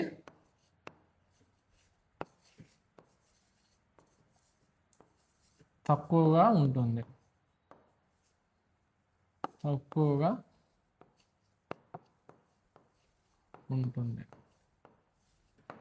ఎగ్జామ్లో అడిగే ఛాన్సెస్ ఉంటాయంటే దేనికి డ్రాగ్ ఎక్కువ ఉంటుంది, దేనికి డ్రాగ్ తక్కువగా ఉంటుంది. నెక్స్ట్ తీసుకుంటే రాకెట్స్ ఎందుకు మల్టీ స్టేజ్, శాటిలైట్స్ ఎందుకు కిందకి పడవు, శాటిలైట్స్ ఎందుకు కిందకి పడవు, అలాగే రాకెట్స్కి ఎందుకు మల్టీ స్టేజెస్ ఉంటాయి, రాకెట్ ఏ స్టేజ్ మల్టీ స్టేజెస్ ఎందుకు ఉంటాయి, రాకెట్స్కి ఎందుకు మల్టీ స్టేజెస్ ఉంటాయి అంటే అది లియో పోవాలా, మియోలో పోవాలా, జియోలో పోవాలా అంటే మనకి ఇందాక ట్రోపోస్పియర్, స్ట్రాటోస్పియర్ ఒక్కొక్క ఆవరణం చూసుకుంటూ పోయాగా, అలాగే మనకు దేనికి సంబంధించింది మియోలో వచ్చేసి జీపీఎస్ సిగ్నల్స్ లేదా నావిక్ అంటారు, నావిగేషన్ విత్ ఇండియన్ కాన్స్టిలేషన్ అంటారు. నావిక్ వచ్చేసి నావిక్ ఫుల్ ఫామ్ వచ్చేసి ఇండియా, జీపీఎస్ వచ్చేసి నావిక్.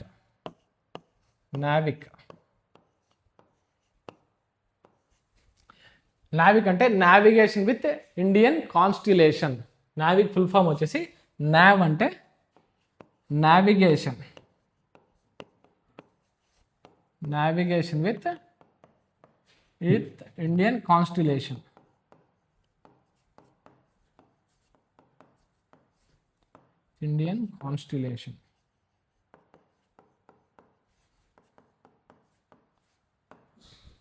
నావిక్ ఫుల్ ఫామ్ వచ్చి నావిగేషన్ విత్ ఇండియన్ కాన్స్టిలేషన్.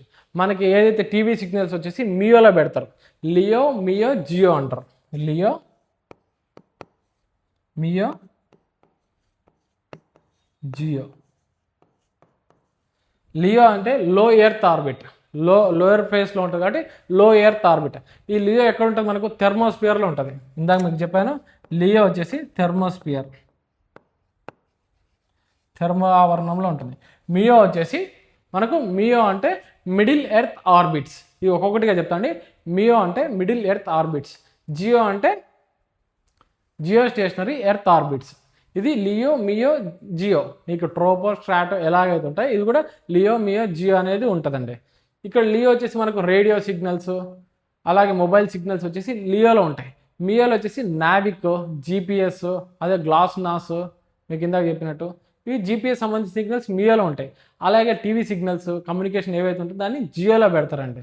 ఒక్కొక్క దానికి ఒక్కొక్క ఆవరణంలో పెట్టడం జరుగుతుంది. నెక్స్ట్ తీసుకుంటే ఇక్కడ చూడండి మల్టీ స్టేజెస్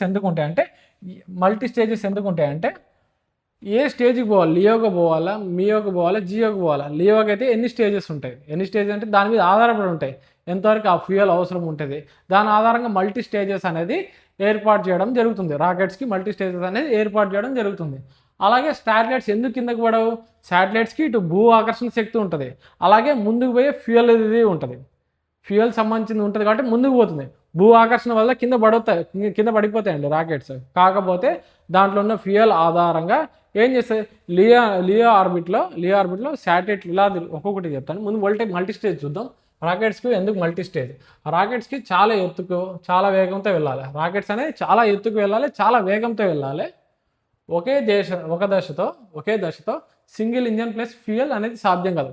ఒకే దశలో సింగిల్ ఇంజన్ సింగిల్ ఫ్యూయల్ అనేది దాని స్టేజ్ వరకు అనేది అది కంప్లీట్ చేయలేదు, ఒకే స్టేజ్లో అది కంప్లీట్ చేయలేదు. ఎందుకంటే అది చాలా ఎత్తుకు వెళ్ళాలి, చాలా ఫ్యూయల్ అనేది అవసరం పడుతుంది. స్టేజ్ అంటే ఇంజన్ ప్లస్ ఇంధనం కలిగిన ఒక భాగం. స్టేజ్ అంటే ఒక స్టేజ్లో ఇంధనం, ఈ స్టేజ్కి ఇంత ఇంధనం, నెక్స్ట్ స్టేజ్ ఇంత ఇంధనం అనేది తీసుకుపోవాలి. అది కంబషన్ అయిపోయిన తర్వాత దాని పని ఎప్పుడైతే అయిపోయిందో దాని స్టేజ్ అని విడిపోయి ఇంకో స్టేజ్ అది ఎంతవరకు దాని దశ 7 వరకు ఉంటుందో, దాని దశ అంటే అది ఏ స్టేజ్ వరకు వెళ్ళాలనుకుంటుందో ఆ స్టేజ్ వరకు వెళ్ళాలంటే అన్ని స్టేజెస్ అనేది రావడం జరుగుతుంది. ఇక్కడ చూడండి రాకెట్స్లో ఫస్ట్ స్టేజ్ పని అయిపోక దాన్ని వదిలేస్తారు, సపరేట్ చేస్తారు. తర్వాత స్టేజ్ పని మొదలు పెడుతుంది. ఎందుకంటే రాకెట్ అనేది ముందుకు వెళ్ళాలంటే దాన్ని ఈ బరువును మోసుకొని పోతుంటే రాకెట్ అనేది అంత వేగంగా వెళ్ళలేదు. కాబట్టి ఎప్పుడైతే ఆ ఇంధనం అయిపోతుందో దాన్ని వదిలేసి నెక్స్ట్ స్టేజ్ కానీ వెళ్ళటం అనేది జరుగుతుంది రాకెట్. చూద్దాం. మల్టీ స్టేజ్ కారణం బరువు తగ్గించడానికి వాడిన ఇంధనం ఇక పనికిరాదు, ఆ భాగాన్ని తీసేయాలి. బరువు తగ్గితే వేగం పెరుగుతుంది. ఎక్కువ ఎత్తు ఎక్కువ వేగం కోసం ప్రతి స్టేజ్ కొత్త శక్తి ఇస్తుంది. స్టెప్ బై స్టెప్ రాకెట్ పైకి వెళ్తుంది. మొత్తం ఏంటంటే మల్టీ స్టేజ్ అంటే ఎక్కువ ఎత్తుకి మల్టీ స్టేజెస్. ఎందుకంటే స్టేజ్ 1, స్టేజ్ 2, స్టేజ్ 3, స్టేజ్ 4 ఎందుకంటే మనకు ఎక్కువ ఎత్తుకు వెళ్ళాలి, ఎక్కువ వేగం వెళ్ళాలి.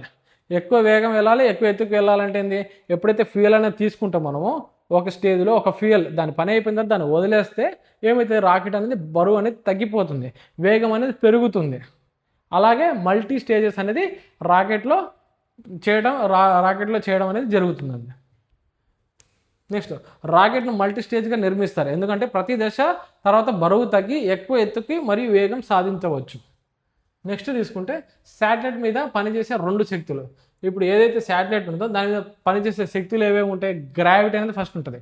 ఎందుకు శాటిలైట్ కింద పడదు? శాటిలైట్ కింద పడుతుందండి, గ్రావిటీ ఉంటుంది దాని మీద. ఇక్కడ చూడండి, శాటిలైట్ మీద ఒకేసారి 2 శక్తులు పనిచేస్తాయి.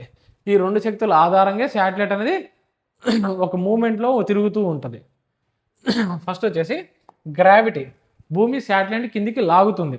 భూమి అనేది కిందికి లాగుతుంది, కానీ ఫార్వర్డ్ స్పీడ్, మనం ఏదైతే ఇంధనం ఇస్తుందో ఆ ఫార్వర్డ్ స్పీడ్ ఆధారంగా ఏమవుతుంది? శాటిలైట్ అనేది ముందుకు తీసుకెళ్తుంది. ఫార్వర్డ్ స్పీడ్ ఆధారంగా శాటిలైట్ని ముందుకు తీసుకువెళ్తుంది. అలాగే గ్రావిటీ ఆధారంగా శాటిలైట్ అనేది కిందికి లాగడం జరుగుతుంది. ఇక్కడ చూడండి, శాటిలైట్ పడిపోవడం ఎందుకు జరగదు? కింది పడుతూనే ఉంటుంది గ్రావిటీ వల్ల, కానీ అదే సమయంలో ముందుకు వేగంగా కదులుతుంది. కింద పడే దారి వంగిపోతుంది, కింద పడే దారిలో వంగిపోతుంది. కింద ఎప్పుడైతే శాటిలైట్ పడిపోతుందని అనుకుంటామో అది వంగడం స్టార్ట్ చేస్తుంది. భూమిని తాకకుండా చుట్టూ తిరుగుతుంది. దీన్ని అంటారు ఆర్బిట్ అంటారు. ఈ పడే ఆకారంలో ఇప్పుడు మీరు ఇట్లా ఏమంటారు, భూమి ఆకర్షణ వల్ల ఆర్బిట్ అని కిందికి లాగుతూ ఉంటుంది, కానీ ముందుకు దూసుకుపోయే శక్తి దాంట్లో ఫ్యూయల్ ఉండడం వల్ల అదేమవుతుంది? దీన్ని తప్పించుకొని ముందుకనే తిరగడం జరుగుతుంది. ఏది? రాకెట్ అనేది వెళ్ళడం జరుగుతుంది. ఇది ఎప్పుడైతే సర్టెన్ ఆర్బిట్లో ఉంటుందో అది ఒక దశలో తిరుగుతూ ఉంటుంది. దాన్ని అంటారు, ఒక ఆర్బిట్లో తిరుగుతూ ఉండేదాన్ని ఏమంటారంటే ఒక సర్టెన్ పొజిషన్లో ఇలా తిరుగుతూ ఉండేదాన్ని ఏమంటారు అంటే ఆర్బిట్ అంటారు. దాన్ని అంటారు ఆర్బిట్ అంటారు. శాటిలైట్కి అవసరమైన స్పీడ్, శాటిలైట్కి కనీస వేగం కావాలి. శాటిలైట్కి కనీస వేగం కావాలి. ఆ వేగాన్ని ఆర్బిటాల్ వెలాసిటీ అంటారు. శాటిలైట్కి కావాల్సిందంటే ఒక సర్టెన్ స్పీడ్ కావాలి. ఎందుకు? గురుత్వాకర్షణ శక్తికి లోను కాకుండా ఒక సర్టెన్ వేగం కావాలి. ఆ వేగాన్ని ఏమంటారంటే ఆర్బిటాల్ వెలాసిటీ అంటారు. ఇది లియోలో వచ్చేసి ఆర్బిటాల్ వెలాసిటీ ఎంత ఉండాలంటే సుమారు 7.8 కిలోమీటర్ పర్ సెకండ్ ఉండాలి. 7.8 కిలోమీటర్ పర్ సెకండ్ ఉండాలి. దేంట్లో? లియోలో మనకు వచ్చేసి ఆర్బిటాల్ వెలాసిటీ ఎంత ఉండాలంటే, లో ఎర్త్ ఆర్బిట్ ఒక ఆర్బిటాల్ వెలాసిటీ ఎంత ఉండాలంటే 7.8 కిలోమీటర్ పర్ సెకండ్ అనేది ఉండాలి. ఈ వేగం ఉంటేనే శాటిలైట్ ఆర్బిట్లో ఉంటుంది. శాటిలైట్ అనేది ఆర్బిట్లో ఉంటుంది. ఏ వేగం?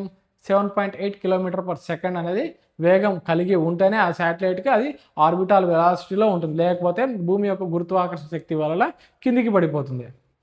మల్టీస్టేజ్ రాకెట్స్ ద్వారా అవసరమైన వేగం సాధించగలుగుతాం. మల్టీస్టేజ్ రాకెట్స్ ద్వారా అవసరమైన వేగాన్ని సాధించగలుగుతాం. అదే వేగం వల్ల శాటిలైట్ భూమిని తాకకుండా ఆర్బిట్లో కొనసాగుతుంది. అదే వేగం వలన శాటిలైట్స్ భూమిని తాకకుండా ఆర్బిట్లో కొనసాగుతాయి. ఆర్బిట్, శాటిలైట్ భూమి చుట్టూ తిరిగే మార్గాన్ని ఏమంటారంటే ఆర్బిట్ అంటారు. ఇది భూమి అనుకుంటే దీని చుట్టూ తిరిగే భాగాన్ని, దీని చుట్టూ తిరిగే దాన్ని ఏమంటారంటే ఆర్బిట్ అంటారు. భూమి చుట్టూ తిరిగే మార్గాన్ని ఏమంటారంటే ఆర్బిట్ అంటారు. ఆర్బిట్ అంటే ఏంది? భూమి చుట్టూ తిరిగే మార్గాన్ని ఆర్బిట్ అంటారు. ఓవర్వ్యూ తీసుకుంటే రాకెట్ మల్టీస్టేజ్ ఎందుకు? మల్టీస్టేజ్ బరువు తగ్గించుకొని అత్యధిక ఎత్తుకి వెళ్ళటానికి, బరువు తగ్గించుకొని ఏదైతే సర్టెన్ డెస్టినేషన్ ఏదైతే ఉందో ఆడికి రీచ్ కావడానికి మల్టీస్టేజ్ రాకెట్ అనేది ఉపయోగించడం జరుగుతుంది. అలాగే స్టేజ్ సపరేషన్ ఎందుకంటే వేగం పెంచడానికి, స్పీడ్ అనేది పెంచడానికి. స్టేజ్ అయిపోయిన తర్వాత ఒక్కొక్క స్టేజ్ విడిపోతుంటే మనకు స్పీడ్ అనేది పెరుగుతుంది వేగం పెంచడానికి. శాటిలైట్ మీద గ్రావిటీ పని చేస్తుంది అంటే పని చేస్తుంది. ఫార్వర్డ్ స్పీడ్ వల్ల శాటిలైట్ పడదు. ఫార్వర్డ్ స్పీడ్ వల్ల శాటిలైట్ అనేది భూ గురుత్వాకర్షణ శక్తికి లోన్ అవ్వదు. ఇది మనకు సంబంధించి శాటిలైట్లో బేసిక్స్ ఇంకా ఉన్నాయండి. బేసిక్స్ ఇవాళకి వీడియోతో ఆపుతాం. రేపు లియో, మియో, జియో అనేవి చూద్దాం. లో ఎర్త్ ఆర్బిట్ అంటే ఏమిటి, మిడిల్ ఎర్త్ ఆర్బిట్, అలాగే జియో స్టేషనరీ ఎర్త్ ఆర్బిట్ గురించి చూద్దాం. ఇవాళ టాపిక్లో మనం స్పేస్ ఒక బేసిక్స్ చూసాం. రేపు కూడా మనం స్పేస్లో కొన్ని బేసిక్స్ టాపిక్స్ ఉన్నాయి, అవి రేపు క్లాస్లో కంటిన్యూ చేద్దాం. మీకు కనుక మా వీడియో నచ్చినట్లయితే లైక్ చేసి, షేర్ చేసి, సబ్స్క్రైబ్ చేయవలసిందిగా కోరుతున్నాం. అలాగే మీకు మా నుంచి వచ్చే వీడియోస్ ముందుగా చేరాలంటే బెల్ ఐకాన్ మీద ట్యాప్ చేయండి. Thank you so much. అలాగే ఈ కాన్సెప్ట్స్లో కోర్ కాన్సెప్ట్స్లో ఏమన్నా కంటెంట్లో ఏమన్నా మిస్టేక్స్ ఉంటే మా వరకు తీసుకురావాల్సిందిగా కోరుతున్నాము. అలాగే కంటెంట్లో ఏమైనా యాడ్ చేయాలన్నా కానీ, ఏమైనా కంటెంట్లో సార్ ఇది కూడా పెడితే బాగుండనేది ఏమైనా మా కామెంట్స్ రూపంలో చెప్తే మేము యాడ్ చేయడం అనేది జరుగుతుందండి. Thank you so much.